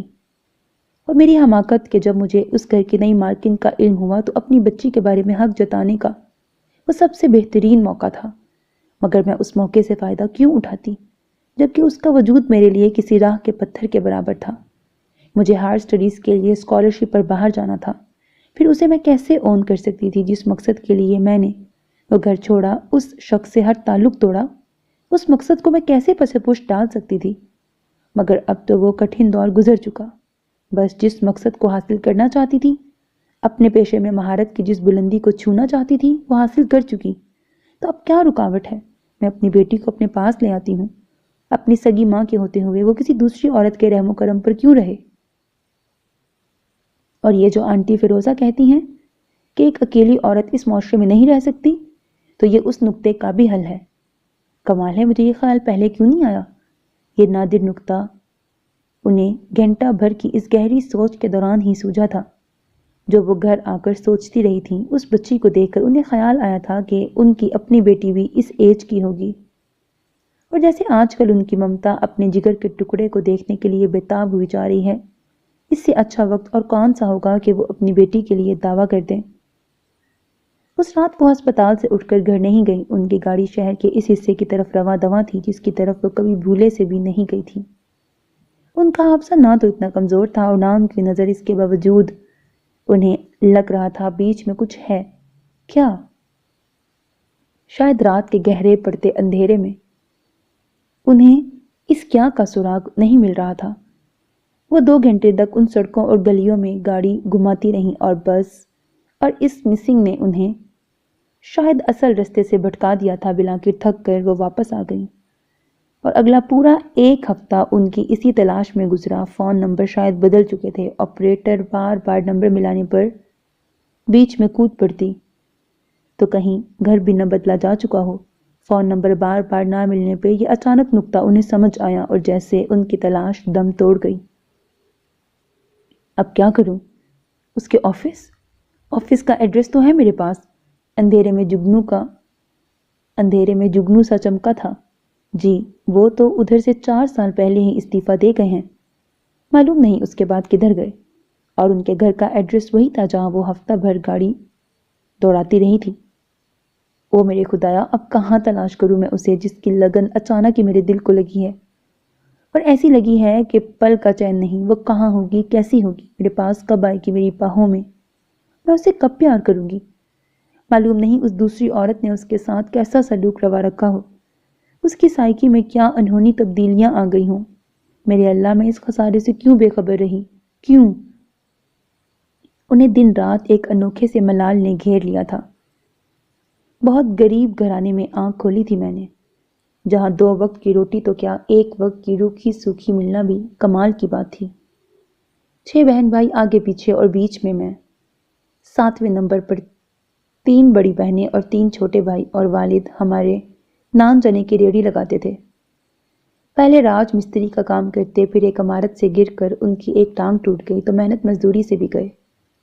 ماں کے ہاتھ میں لذت تھی، ادھار رقم لے کر نان چنے سڑک کے کنارے لگائے۔ دل میں محنت کی لگن تھی، سو چند ہی دنوں میں ان کے نان چنے ہاتھوں ہاتھ بکنے لگے۔ مگر ایسا بھی نہیں تھا کہ خوب ہن برسنے لگا، بس گزارا ہونے لگا۔ پورے گھر میں ایک فقط میں ہی جنونی تھی پڑھنے لکھنے کے معاملے میں، ورنہ تو کسی کو معمولی سا پڑھنے کا بھی شوق نہیں تھا۔ بڑی 2 بہنوں کو تو ابا نے مڈل کرتے ہی اپنے جیسوں میں بیاہ دیا۔ بھائی تینوں ہی پڑھائی سے بھاگنے والے تھے۔ گھر سے بستے لے کر نکلتے، بستے کی سیٹ تھڑے کے نیچے رکھتے اور سارا دن گلی ڈنڈا، کینچے اور پتنگ بازی میں گنوا کر دوپہر کو گھر آ جاتے۔ ان کے پیچھے اسکول جانے والا بھی کوئی نہیں تھا۔ ابا کو اپنے کام سے فرصت نہیں تھی اور ماں چٹی ان پڑھ۔ ان کی آوارگیوں کا پردہ ان کے نئے سال چڑھنے پر فاش ہوتا۔ جب ابا زبردستی ارد گرد کے کسی لڑکے کو ان کا نتیجہ معلوم کرنے اسکول بھیجتا تو پتہ چلتا وہ تو سال بھر سے اسکول ہی نہیں آئے۔ پھر ابا کا ڈنڈا ہوتا اور ان تینوں کی چیخیں، مگر اس کا بھی کوئی فائدہ نہ ہوا۔ ان میں سے 2 گھر سے بھاگ گئے اور تیسرا ابا کے ساتھ نان چنے لگانے لگا۔ میری تعلیم سے عشق کا نتیجہ یہ نکلا کہ میں 8ویں جماعت سے لے کر FSC تک اسکالرشپ لیتی رہی۔ یوں میری پڑھائی کسی پر بھی بوجھ نہ بنی۔ اصل مسئلہ اس وقت کھڑا ہوا جب میرا بالکل اچانک غیر متوقع طور پر میڈیکل میں داخلہ ہو گیا۔ ایک ایسا بریک جو ہمارے خاندان کیا گلی محلے میں دور دور تک کسی خاندان میں نہیں آیا تھا۔ میرے نتیجے کی خبر اخبار میں چھپی تھی اور شہر بھر ہمارے گھر مبارکباد کے لیے ٹوٹ پڑا تھا۔ اماں ابا کا خوشی کے مارے برا حال تھا۔ سارا دن لوگ انہیں آ کر مبارکبادیں دیتے اور گلے میں پھولوں کے ہار ڈالتے رہتے۔ یہ واقعی ایک انہونی سی بات تھی کہ جس زمانے میں لڑکیوں کا میٹرک کر جانا ماسٹرز کے برابر سمجھا جاتا ہو، میں نے اس زمانے میں میڈیکل کے لیے کوالیفائی کر لیا تھا۔ اصل مسئلہ میرے داخلے کا تھا، اور جب اللہ کسی انہونا کام کو فرمانے کا ارادہ کر لیتے ہیں تو پھر ایسے ذرائع سے اس کام کو ممکن بناتے ہیں کہ جس کا آپ کے تصور میں بھی گمان نہیں ہوتا۔ ایسے لکھا ہوا ہے، تصور میں بھی گمان نہیں ہوتا۔ محلے کے تو نہیں کہ ہمارا محلہ تھا ہی غریب غربا پر مشتمل۔ شہر کے ایک دو رئیسوں نے ازراہ ہمدردی میرا داخلہ میڈیکل میں کروا دیا، اگرچہ مجھے اسکالرشپ بھی ملا تھا، مگر ابھی جاری ہونے میں کچھ ماہ تھے۔ پھر اس کے بعد کیا ہوا شاید میں تمہیں لفظوں میں نہ بتا سکوں۔ جس طرح میرے میڈیکل کے وہ 5 سال پورے ہوئے اور اس کے اخراجات پورے کرنے کے لیے میں نے پرائیویٹ ہسپتالوں اور ڈاکٹروں کی دکانوں پر کام کیا، بچوں کو ٹیوشنز پڑھائیں، مگر اس زمانے میں ایک تو ٹیوشن کا رجحان کم تھا، دوسرا ٹیوشن نہ ہونے کے برابر ہی ہوتی تھی۔ اس کے علاوہ ماں کی محنت مزدوری، ابا کی ڈبل ڈیوٹی، میرا اسکالرشپ، بس اللہ کے فضل سے کسی نہ کسی طرح میرا MBBS مکمل ہو ہی گیا۔ اب مسئلہ ہاؤس جاب کا تھا۔ سفارش کے بغیر اچھے ہاسپٹل میں جگہ ملنا ناممکن تھی۔ میرے سب کلاس فیلوز نے اپنی اپنی اپروچ کے ذریعے شہر کے بڑے ہاسپٹل میں جگہ بنا لی، اور میں مت پوچھو اس دن مجھے اپنی کم مائیگی اور غربت سے کیسی نفرت محسوس ہوئی۔ اس دن میں نے دل سے دعا کی کہ میرے اللہ، اگر کسی کو غریب پیدا کرنا ہو تو اس کے دل میں اس کی اوقات سے بڑھ کر خواب و خواہشوں کا جہاں آباد کیا کر، یا پھر اسے پیدا ہوتے ہی کسی حادثے کا شکار کر دیا کر۔ میری طرح لب بام پہنچ کر یوں تشنہ لب رہنے سے تو اچھا ہے کہ میں مر جاؤں۔ اور شاید میں اس جذباتی دور میں ایسا کوئی جذباتی قدم اٹھا بھی لیتی کہ ایک دوست کے والد کے توسط سے مجھے ایک مناسب ہاسپٹل میں جگہ مل ہی گئی، مگر میرا دل جیسے اندر سے ٹوٹ چکا تھا، اور میں نے فیصلہ کر لیا تھا کہ اب غربت کے اس جہان میں واپس نہیں لوٹنا۔ تیسری بہن کو بھی ابا نے جیسے تیسے بیاہ دیا تھا۔ اماں اس دوران غربت کے دکھوں سے ہار گئیں۔ جب انہیں علاج کی ضرورت تھی تو کوئی ڈاکٹر تھا نہ دوا، اور جب انہیں اس کی ضرورت نہ رہی تو میں ڈاکٹر بن گئی۔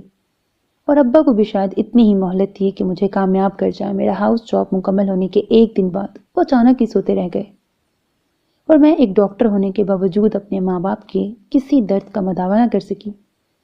میں ہاسپٹل میں آ گئی۔ انہی دنوں سیٹھ جہانگیر دل کے عارضے میں مبتلا ہمارے ہسپتال میں زیر علاج رہے۔ میں نے جی جان سے ان کی خدمت کی۔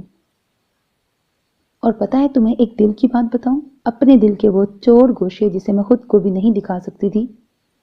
سیٹھ جہانگیر کی بیوی فوت ہو چکی تھی، اور وہ لا ولد بھی تھے کہ جائیداد اس زمانے میں بھی کروڑوں میں تھی، اور میں نے باقاعدہ منصوبہ بندی کے تحت سیٹھ جہانگیر کا دل جیتنے کی کوشش شروع کر دی، اور میری قسمت کا کمال دیکھو، جو میں نے چاہا وہ پا بھی لیا۔ سیٹھ جہانگیر صحت یاب ہو کر گئے، اور اگلے ہی دن میرا ہاتھ طلب کرنے میری اسی دوست کے والد کے پاس چلے آئے۔ بھائی تو تینوں ہی باہر جا چکے تھے اور بہنیں اپنی دنیاؤں میں مگن۔ انکل نے مجھ سے پوچھا، اور مجھے کیا اعتراض ہو سکتا تھا، یہ تو میری دعاؤں کا ثمر تھا، میں کیسے ٹال مٹول کرتی۔ اگلے ہی ہفتے بیگم جہانگیر بن کر اس شاندار کوٹھی میں آ گئی۔ مجھے لگا میں نے اپنی زندگی کے ہر مقصد کو پا لیا، جو چاہا جسے چاہا مجھے مل گیا۔ مگر یہ دنیا ہے، یہاں ایسا کم ہی ہوتا ہے، بلکہ شاید ہوتا ہی نہیں کہ آدمی با کمال با مراد زندگی گزار سکے۔ تمہیں پتہ ہے میں نے سیٹھ جہانگیر سے شادی کیوں کی تھی؟ وہ رکی۔ ان کے پاس ڈھیروں ڈھیر پیسہ تھا۔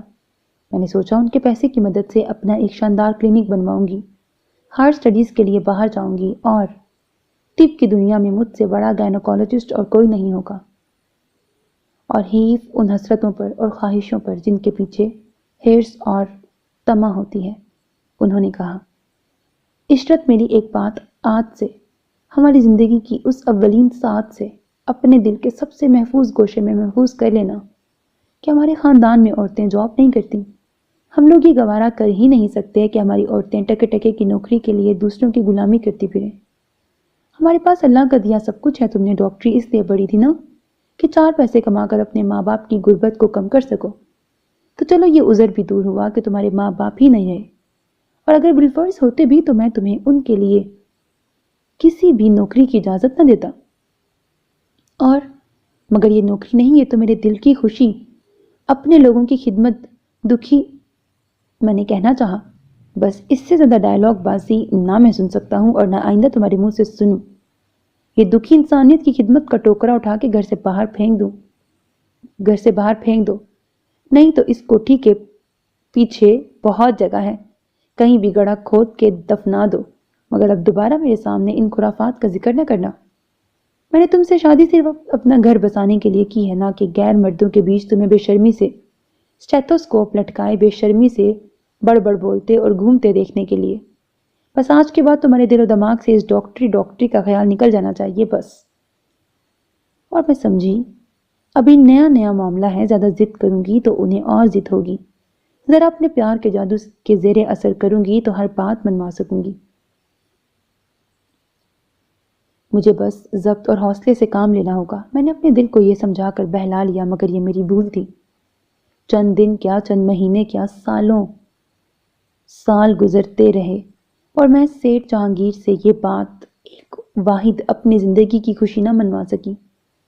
آہستہ آہستہ میرے اندر کی پرجوش سرگرم متحرک ڈاکٹر عشرت مرتی چلی گئی اور اس کی قبر سے ایک مردہ دل خاتون خانہ عشرت جنم لیتی گئی۔ میں یہ نہیں کہتی کہ ہاؤس وائف بیکار ہوتی ہے، اس کے کام کسی گنتی شمار میں نہیں آتے، مگر ایک پروفیشنل ڈگری رکھنے والی قابل عورت کو گھر کی رسی سے باندھ کر ہاؤس وائف بننے پر مجبور کر دیا جائے تو پھر اس سے بڑا اور کوئی ظلم ہو نہیں سکتا، ریاست پر بھی اور لوگوں پر بھی اور خود اس عورت پر بھی۔ اور میں چپ چاپ یہ ظلم سہنے پر مجبور ہو گئی، بس یہی سوچ کر کہیں تو سیٹھ جہانگیر کو اپنے دل کی اس اکلوتی خواہش کو ماننے پر مجبور کر سکوں گی۔ میری قابلیت صرف نوکروں کی بیماری، ان کے بچوں کے علاج تک محدود ہو کے رہ گئی، اور ایک مدت بعد میری دلچسپی اس میں بھی انکا ہو گئی۔ طب کی دنیا میں روز نئی سے نئی دریافت ہو رہی تھی، نئی دوائیاں، بیماریاں، ان کے علاج۔ تو میرا 20 سال پہلے کا سڑا بھسا MBBS کیا کام کرتا؟ اور میری جان، مجھے نہیں پتا تھا مگر اس موضوع پر یقین نہیں تھا کہ جینز موٹیویشن، پتہ نہیں کیا لکھا ہوا، میوٹیشن کتنا اثر رکھتی ہے۔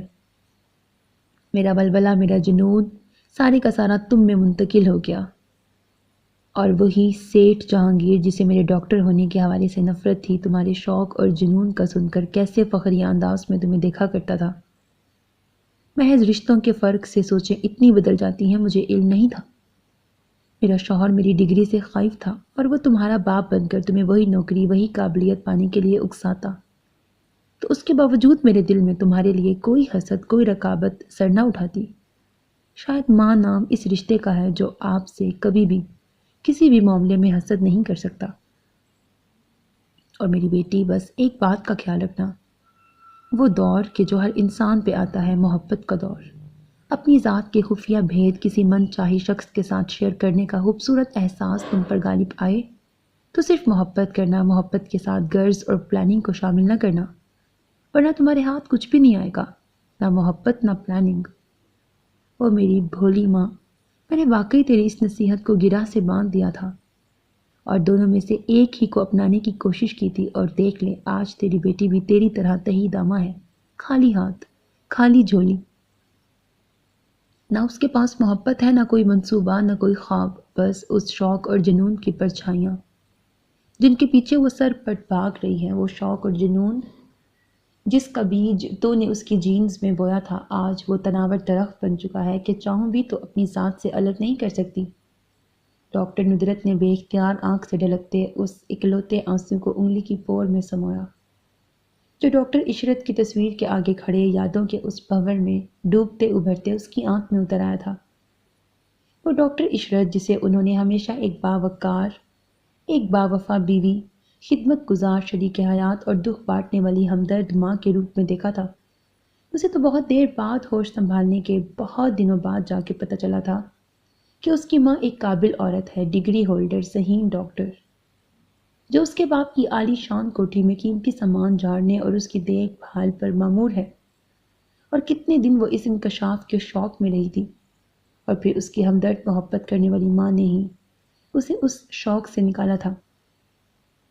نصرت میری بیٹی، میرا کفارہ تمہیں ادا کرنا ہوگا۔ میرے لوگوں کا مجھ پہ قرض ہے جو انہوں نے مجھے اس ڈگری اور مہارت کے عوض دیا تھا، اور میں چکا نہیں سکی یہ قرض۔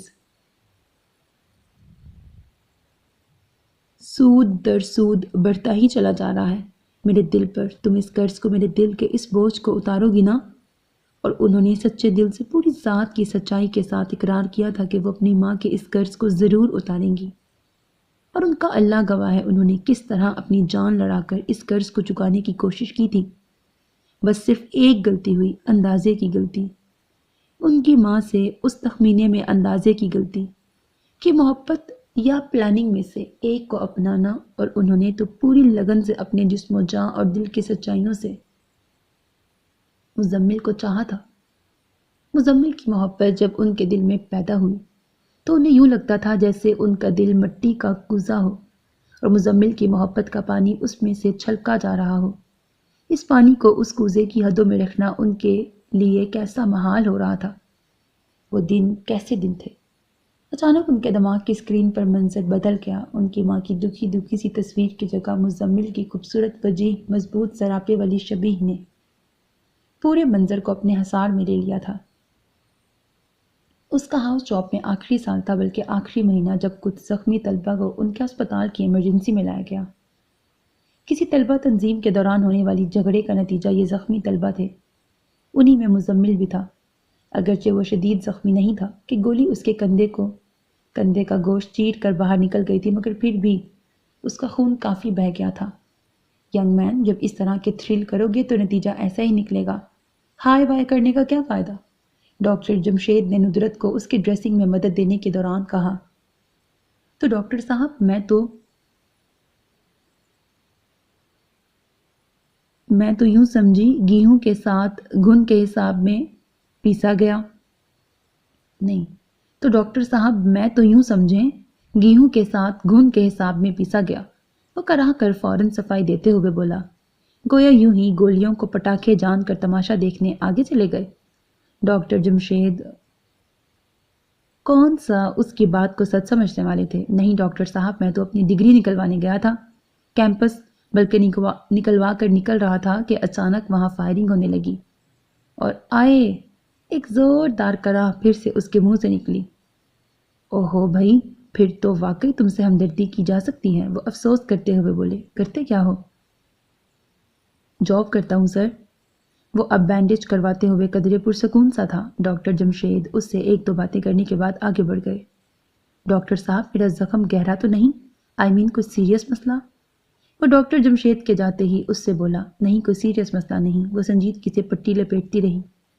مجھے چھٹی کب ملے گی؟ میرا مطلب ہے کتنے روز میں؟ وہ اچھا خاصا باتونی لگتا تھا، یا جان بوجھ کے بولے جا رہا تھا؟ ابھی تھوڑی دیر میں۔ ہیں یہ کیا بھائی؟ مجھے گولی لگی ہے، کوئی مذاق ہے؟ وہ برا مان کے بولا، جناب گولی لگی نہیں، گولی چھو کے نکل گئی ہے۔ اس نے کینچی سے پٹی کاٹتے ہوئے نوٹ لگائی۔ تو گویا آپ لوگ چاہتے تھے مجھے گولی لگ جاتی؟ بھائی ہم کیوں چاہیں گے؟ بھلا خدا نخواستہ آپ کو گولی لگتی؟ وہ چڑ کے بولی، کم از کم آپ کو تو چاہنا چاہیے۔ وہ یک دم اس کے چہرے کے پاس ہو کر بولا۔ وہ پزل سی ہو گئی، کیوں؟ میں کیوں چاہوں گی؟ وہ اب جلدی جلدی نوٹ لگا رہی تھی کہ انگلیوں میں خواہ مخواہ کپکپاہٹ سی آ گئی تھی۔ کیونکہ میں چاہتا ہوں کہ مجھے گولی لگتی اور میں کچھ دن تو آپ کے ان مسیحا ہاتھوں کی مسیحائی سے فیضیاب ہو سکتا۔ وہ یک دم اس کی کپکپاتی انگلیوں کو اپنے ہاتھ میں لے کر بے باکی سے بولا تو وہ ایک دم سے تپ گئی۔ شرم نہیں آتی آپ کو یوں چیپ حرکت کرتے ہوئے؟ اس نے اپنی انگلیاں پیچھے کو کھینچی۔ کیا دلی جذبات کا اظہار کرنا، سچ بولنا چیپ ہوتا ہے؟ اس نے ندرت کی انگلیاں دبا کر چھوڑ دیں اور معصومیت سے پوچھنے لگا تو وہ گڑبڑا سی گئی۔ اب کل پٹی کروانے تو آ سکتا ہوں، زخمی تو ہوا ہوں نا؟ کہ وہ بھی نہیں؟ وہ فرسٹ ایڈ ٹرے میں سامان سمیٹ رہی تھی جب وہ بھول پن سے بولا، جی اس کی بھی کوئی خاص ضرورت نہیں، ادھر کسی بھی ڈسپینسر سے کروا لیجیے گا۔ وہ رکھائی سے بولی، کمال ہے کیسا اسپتال ہے، کسی زخمی جان سے جاتے انسان کی زندگی کی پرواہ ہی نہیں۔ وہ کوفت سے بولا، خدا نخواستہ کوئی جان سے نہیں جا رہے ڈاکٹر جمشید، ابھی آپ کو میڈیسن لکھ دیتے ہیں، 2-4 روز کھا کے ٹھیک ہو جائیں گے۔ مشکل لگتا ہے؟ کیا مشکل لگتا ہے؟ وہ رک گئی۔ ٹھیک ہونا؟ وہ آہ بھر کے بولا۔ ایسا گہرا زخم نہیں لگا آپ کو؟ وہ تسلی دینے والے انداز میں بولی، ذرا میرے سینے پہ ہاتھ رکھ کے دیکھیں، آپ کو پتہ چلے گا دل پہ کیسا گہرا گھاؤ لگا ہے، آپ کے دستے شفا کے سوا نہیں بڑھنے والا۔ وہ پکے عاشقوں کی طرح سینے پہ ہاتھ رکھتے ہوئے کرا کر بولا تو وہ اپنی مسکراہٹ دباتے آگے بڑھ گئی، اور اسے معلوم نہیں تھا کہ یہ مریض عشق اگلے دن بھی پٹی کروانے اس کے سر پہ سوار ہو جائے گا، جبکہ وہ رات بھر میں اسے فراموش کر چکی تھی۔ اب مجھے بھولنا ممکن نہیں ڈاکٹر ندرت، صرف آج کی بینڈٹ سے کام نہیں چلے گا۔ وہ جو ڈاکٹر جمشید کے کہنے پر بادل نخواستہ اس کی پٹی بدل رہی تھی، اس سے سرگوشی میں بولا، آپ آرام سے نہیں بیٹھ سکتے، بار بار ہل رہے ہیں۔ وہ اس کے ہلنے پر جھنجھلا کے بولی، جب بار بار درد ہوگا تو ہلوں گا تو ضرور۔ وہ چہرے پر درد کی کیفیت لاتے ہوئے بولا، کہاں درد ہے؟ وہ پوچھنا نہیں چاہتی تھی، پھر بھی منہ سے نکل گیا اور پھر پچھتائی۔ یہاں۔ اس نے جھک کر اپنے سینے پہ ہاتھ رکھا، مگر یہ درد لا علاج ہے۔ وہ اسے گھور کے بولی، معلوم ہے، اسی لیے تو یہ روگ لگایا ہے، بس اس کا مسیحا ہر دم ساتھ رہے تو پھر اس کا مریض اتنی جلدی ایکسپائر نہیں ہوتا۔ وہ آہ سی بھر کر بولا تو بے اختیار اس کے لبوں پہ مسکراہٹ آ گئی، ہنسی اور پھنسی۔ وہ اس کی مسکراہٹ دیکھ کے پھیل گیا۔ شٹ اپ، میں آپ کی یہ فلاپ ایکٹنگ دیکھ کر ہنسی ہوں۔ وہ اپنی مسکراہٹ چھپاتے ہوئے بولی، اور یہ اس کی بھی بھول تھی، کب وہ ہنسی اور پھنسی۔ محبت کی سنہری جال میں وہ کسی مرغے بسمل کی طرح پھنستی چلی گئی۔ محض تیسری ملاقات میں وہ مزمل کی محبت کے آگے اپنا آپ ہار بیٹھی تھی۔ پہلا اعتراض بھی ممی نے کیا، میں نے تمہارے باپ کی دولت دیکھ کر اس سے شادی کی، تم کیا دیکھ کے اس پر بچھ رہی ہو؟ نہ دولت، نہ سٹیٹس، اور نہ وہ تمہاری جتنی قابلیت رکھنے والا۔ کیا کرو گی ایسے کلاش سے محبت کر کے؟ اسے ممی کا تانا کسی تیر کی مانند دل پہ جا کے لگا۔ جی، آپ نے کہا تھا محبت کرنا تو کسی لالچ اور طمع کے بغیر، شاید آپ بھول گئیں۔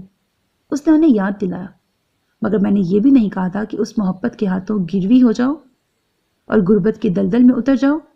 ممی، مزمل نہ تو اتنا کلاش ہے، نہ اتنا مفلوک الحال، وہ مڈل کلاس سے تعلق رکھتا ہے، ماسٹر ڈگری ہولڈر ہے، برسر روزگار، ابھی اچھی جاب نہیں، کل کو مل بھی سکتی ہے، پھر بے روزگار تو نہیں۔ اس کوٹھی جیسا نہ صحیح، اس کے آدھے رقبے کے برابر ان کا اپنا ذاتی گھر ہے، گاڑی نہ صحیح، بائک تو ہے، پھر ہم دونوں مل کے کمائیں گے، تو کیا نہیں حاصل کر سکتے؟ اس کے پاس ممی کے ہر اعتراض کا جواب موجود تھا۔ یہ بھی پتہ کر لو کہ وہ تمہیں گھر سے نکلنے بھی دے گا یا نہیں۔ تمہیں ان مڈل کلاس مردوں کی ذہنیت کا علم نہیں، اور ممی، آپ نے بھی تو اپر کلاس کی ذہنیت کو جانچے بغیر ایک رسک لیا تھا، اور محبت تو ہے ہی ایک جوے کا نام، تو کیوں پھونک پھونک کر کھیلیں؟ جب دل جیسی قیمتی شے داؤ پر لگا ہی دی۔ اور کمال حیرت کی بات، اس کے پاپا نے ممی جتنی مخالفت نہیں کی تھی، اور اس نے بھی اس محبت کے زام اور اس کے دھوکے میں یہ جوا کھیل لیا۔ اور کمال تو یہ تھا کہ اس نے ایک بار بھی مزمل سے اپنی جاب کے بارے میں ایک بار بھی ذکر کیا نہ پوچھا، اور سب سے بڑی بات کہ اسے یہ بھی نہیں بتایا کہ وہ اسکالرشپ کے لیے اپلائی کر چکی ہے، ابراڈ ہائر سٹڈیز کے لیے۔ ان دونوں کے لیے تو ایک دوسرے کا ملن ہی کسی معجزے سے کم نہیں تھا۔ 4-5 ماہ تو محبت کے رسیلے گیتوں پر سر دھننے اور اس نشے میں گم ایک دوسرے کی اسیری میں گزر گئے۔ اسے ہوش تو اس دن آیا جب اسے پتہ چلا کہ وہ پریگننٹ ہے، اور پریگننسی کا 6واں مہینہ شروع ہونے کو ہے۔ اس کی لا علمی اس کے قدموں کی زنجیر بننے کو تھی۔ ابھی وہ اس بے وقت کی مصیبت سے نجات کا کوئی طریقہ سوچ ہی رہی تھی کہ اس کا اسکالرشپ پر ہائر سٹڈیز کا ویزا منظور ہو گیا۔ فقط 6 ماہ کے اندر اسے کلاسز جوائن کرنی تھی۔ تم فی الحال باہر جانے کو ملتوی کر دو، 2-3 سال بعد صحیح یہاں جاب کرنا چاہتی ہو، اپنا کلینک جو بھی کرو، مگر ابھی باہر نہ جاؤ۔ مزمل سب سے پہلے اس کی راہ میں حائل ہوا تھا، اور وہ تو جیسے ان دنوں بپھری ہوئی تھی۔ اس کے خواب، اس کا جنون حقیقت بننے جا رہا تھا، اور اس کے پر کاٹ کر اسے گھر بیٹھنے کا مشورہ دے رہا تھا۔ بلکہ میں تو یہ کہوں گا کہ ابھی تم فی الحال 2-4 سال تک، جب تک بچہ چھوٹا ہوگا، جاب بھی نہیں کرو، اور اس کے بعد۔ وہ مزے سے اس کے پاس لیٹا، اس کی پیشانی پر پڑے بالوں سے کھیلتے ہوئے اسے مشورے دیے جا رہا تھا۔ اسے ندرت کی پریشان زلفیں تو نظر آ رہی تھیں، اس کی پیشانی کے گہرے بال، اس کے پریشانی کے گہرے بل نظر نہیں آ رہے تھے۔ وہ ایک دم سے بھڑک اٹھی۔ تم مڈل کلاس ذہنیت کے مرد میری ذہانت، میری قابلیت سے جیلس ہو۔ مجھے ماں بنانے کے چکر میں میرے سالوں کے اس جنون کو کرش کرنا چاہتے ہو۔ مجھے گھر میں جاہل عورتوں کی طرح ہانڈی چولہا کرتے دیکھ کر، اور یہی مشورہ دن رات مجھے تمہاری ماں دیتی ہے کہ عورت کا اصل مقام اس کا گھر ہے، اس کا شوہر، اس کے بچے۔ کیا تم نے جب مجھ سے شادی کی تمہیں نہیں پتا تھا کہ میں کیا ہوں، میرا جنون کیا ہے؟ اور مزمل نے یکدم اس کے لبوں پہ ہاتھ رکھ دیا۔ آہستہ آہستہ بات کرو، یوں چیخ کر اپنی قابلیت کا اعلان کرو گی تو کون یقین کرے گا؟ اس کی نگاہوں میں صاف تمسخر تھا۔ وہ اس نئی مصیبت سے جان چھڑا کر جلد سے جلد باہر جانا چاہ رہی تھی، اور خود میڈیکل کی طالب علم ہوتے ہوئے اس حقیقت کو جھٹلانے کی کوشش کر رہی تھی کہ یہ ایسا اب ممکن نہیں۔ پھر مزمل، اس کی ماں اور دونوں شادی شدہ بہنوں کا پریشر کہ وہ ایسا کرنے سے باز رہے۔ جب وہ خوامخواہ کی ضد پہ اڑی رہی تو انہوں نے اس کی کلاس اور پھر اس کی تربیت کو برا بھلا کہنا شروع کر دیا۔ وہ جو محض اس ضد میں منتظر تھی کہ مزمل اسے ایک بار پیار سے علیحدگی میں سمجھائے تو کم از کم وہ ڈیلیوری تک آرام سے رہ سکتی ہے، اور بعد میں وہ مزمل کو بھی اپنے ساتھ باہر لے جائے گی، مگر ان لوگوں کی گھٹیا باتوں اور تانوں سے اس کا دماغ اور خراب ہوتا چلا گیا۔ ممی اس کی ڈھارس تو بندھاتی کہ تم خواہ مخواہ اس سے ایشو بنا رہی ہو، اگلے سال چلی جانا، تمہیں اسکالرشپ کی کیا ضرورت ہے، تمہارے باپ کی اتنی دولت ہے کہ تم ایسے 10 اسکالرشپ افورڈ کر سکتی ہو۔ مگر اس کے دماغ پر تو ایک ہی سودا سوار تھا، ڈسٹنکشن کے ساتھ ڈگریوں کا ڈھیر حاصل کرنا۔ وہ چھوٹی سی ہاتھ بھر کی بچی کیسی کمزور روئی کے گالے کی مانند تھی، جو اس کے جلنے گڑنے، لڑنے جگڑنے اور اپنی پراپر دیکھ بھال نہ کرنے کے باعث ٹائم پیریڈ پورا ہونے کے بعد پیدا ہونے والی بچی پری میچورنگ رہی تھی۔ ندرت نے تو اسے ٹھیک سے دیکھا بھی نہیں۔ پیار کیا کرتی، اس کی اس حرکت پر مزمل کو اور غصہ آ گیا۔ پھر دونوں کے درمیان سرد جنگ طویل ہوتی چلی گئی۔ اگرچہ اس نے ایک بار صلح کے لیے دبے دبے لفظوں میں اسے بھی ساتھ چلنے کو کہا، وہ غصے میں تن فن کرتا اس کے باپ کی دولت کو گالیاں دیتا باہر نکل گیا۔ اس کا غصہ، اس کی گالیاں ندرت کو فیصلہ کرنے پر مجبور کر گئیں، اور وہ مشکل فیصلہ جو ابھی بھی مزمل کی محبت کی بیڑی کی صورت اس کے پیروں سے لپٹا جا رہا تھا، ایک دم سے آسان ہو گیا۔ اس کی روئی کے گالے سی ہاتھ بھر کی چینی نگوش والی گلابی بچی پہلے دن سے اس کی ساس نے چڑیا کی طرح اپنی آگوش میں سمیٹ لی تھی۔ شاید وہ ممتا کے ہتھیار کے ذریعے اسے ہرانا چاہتی تھی، مگر وہ ہارنے کے لیے تیار نہیں تھی۔ تم میرے ساتھ چلو گے، میں پاپا سے کہہ کے تمہارا ویزا اور پاسپورٹ؟ اس نے آخری کوشش کے طور پر آخری بار صلح جو انداز میں اس سے پوچھا تھا، جو پھولا ہوا غسیلا چہرہ لیے بیڈ روم سے اپنے شب خوابی کا لباس لینے آیا تھا۔ Shut up, will you please shut up? وہ اسی غسیلے چہرے کے ساتھ پلٹ کر چلایا، میں لعنت بھیجتا ہوں تمہاری محبت پر اور تمہارے باپ کی دولت پر، اگر تمہیں میرا، میری بچی کا، اس گھر کا کچھ خیال نہیں۔ ندرت نے بہت سکون سے اس کے جواب کو سنا اور چہرے پر تکیہ رکھ لیا۔ اگرچہ وہ اس رات تکیہ چہرے پر رکھ کر روتی رہی، مگر اس کے فیصلے میں درار نہیں پڑی۔ نہ اس معصوم کی رونے کی آواز نے ہی اس کا دل موم کیا، اور اس 2 ماہ کی بچی کو چھوڑ کر وہ یو کے چلی آئی، اور پھر 4 سال یو کے اور اسٹیٹس کے 2 مختلف میڈیکل کالجز سے ڈسٹنکشن کے ساتھ ڈگریاں لیے وطن لوٹی تو کسی قسم کی پرملال پچھتاوے بھری یادیں اس کے ساتھ نہیں تھیں۔ یہ تو ڈاکٹر حارث کی تکرار نے اس کے اندر سوئے ہوئے اس آتش فشاں کو جگایا تھا۔ اب میں کیسے تلاشوں اپنی بیٹی کو، جس کو دیکھنے کے لیے میری ممتا تڑپ رہی ہے؟ میں کیوں اتنی ظالم بن گئی تھی؟ کیوں؟ ٹہل ٹہل کر اس کی ٹانگیں شل ہو گئیں تو بستر پہ ڈھیر ہو گئی۔ ڈاکٹر صاحب، بیڈ نمبر 6 کی حالت ٹھیک نہیں لگ رہی ہے، وہ بار بار بے ہوش ہو رہی ہیں، سسٹر ماریا نے آفس میں آ کے بتایا۔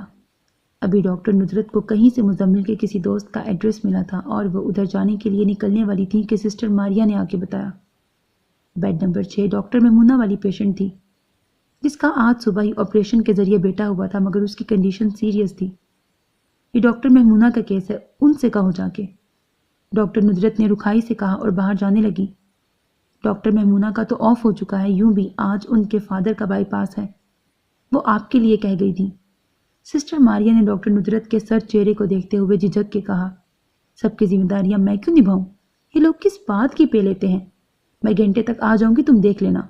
وہ کہہ کر باہر نکل گئیں اور سسٹر ماریا کو کتنی دیر لگی خود کو یقین دلانے میں کہ یہ سب ڈاکٹر ندرت ہی کہہ کے گئی ہیں، اور گھنٹے تو کیا، آدھے گھنٹے میں اس مریضہ کی ڈیتھ ہو گئی۔ وہ ہسپتال میں داخل ہوئی تو مریضہ کے لواحقین نے ایک ہنگامہ مچا رکھا تھا۔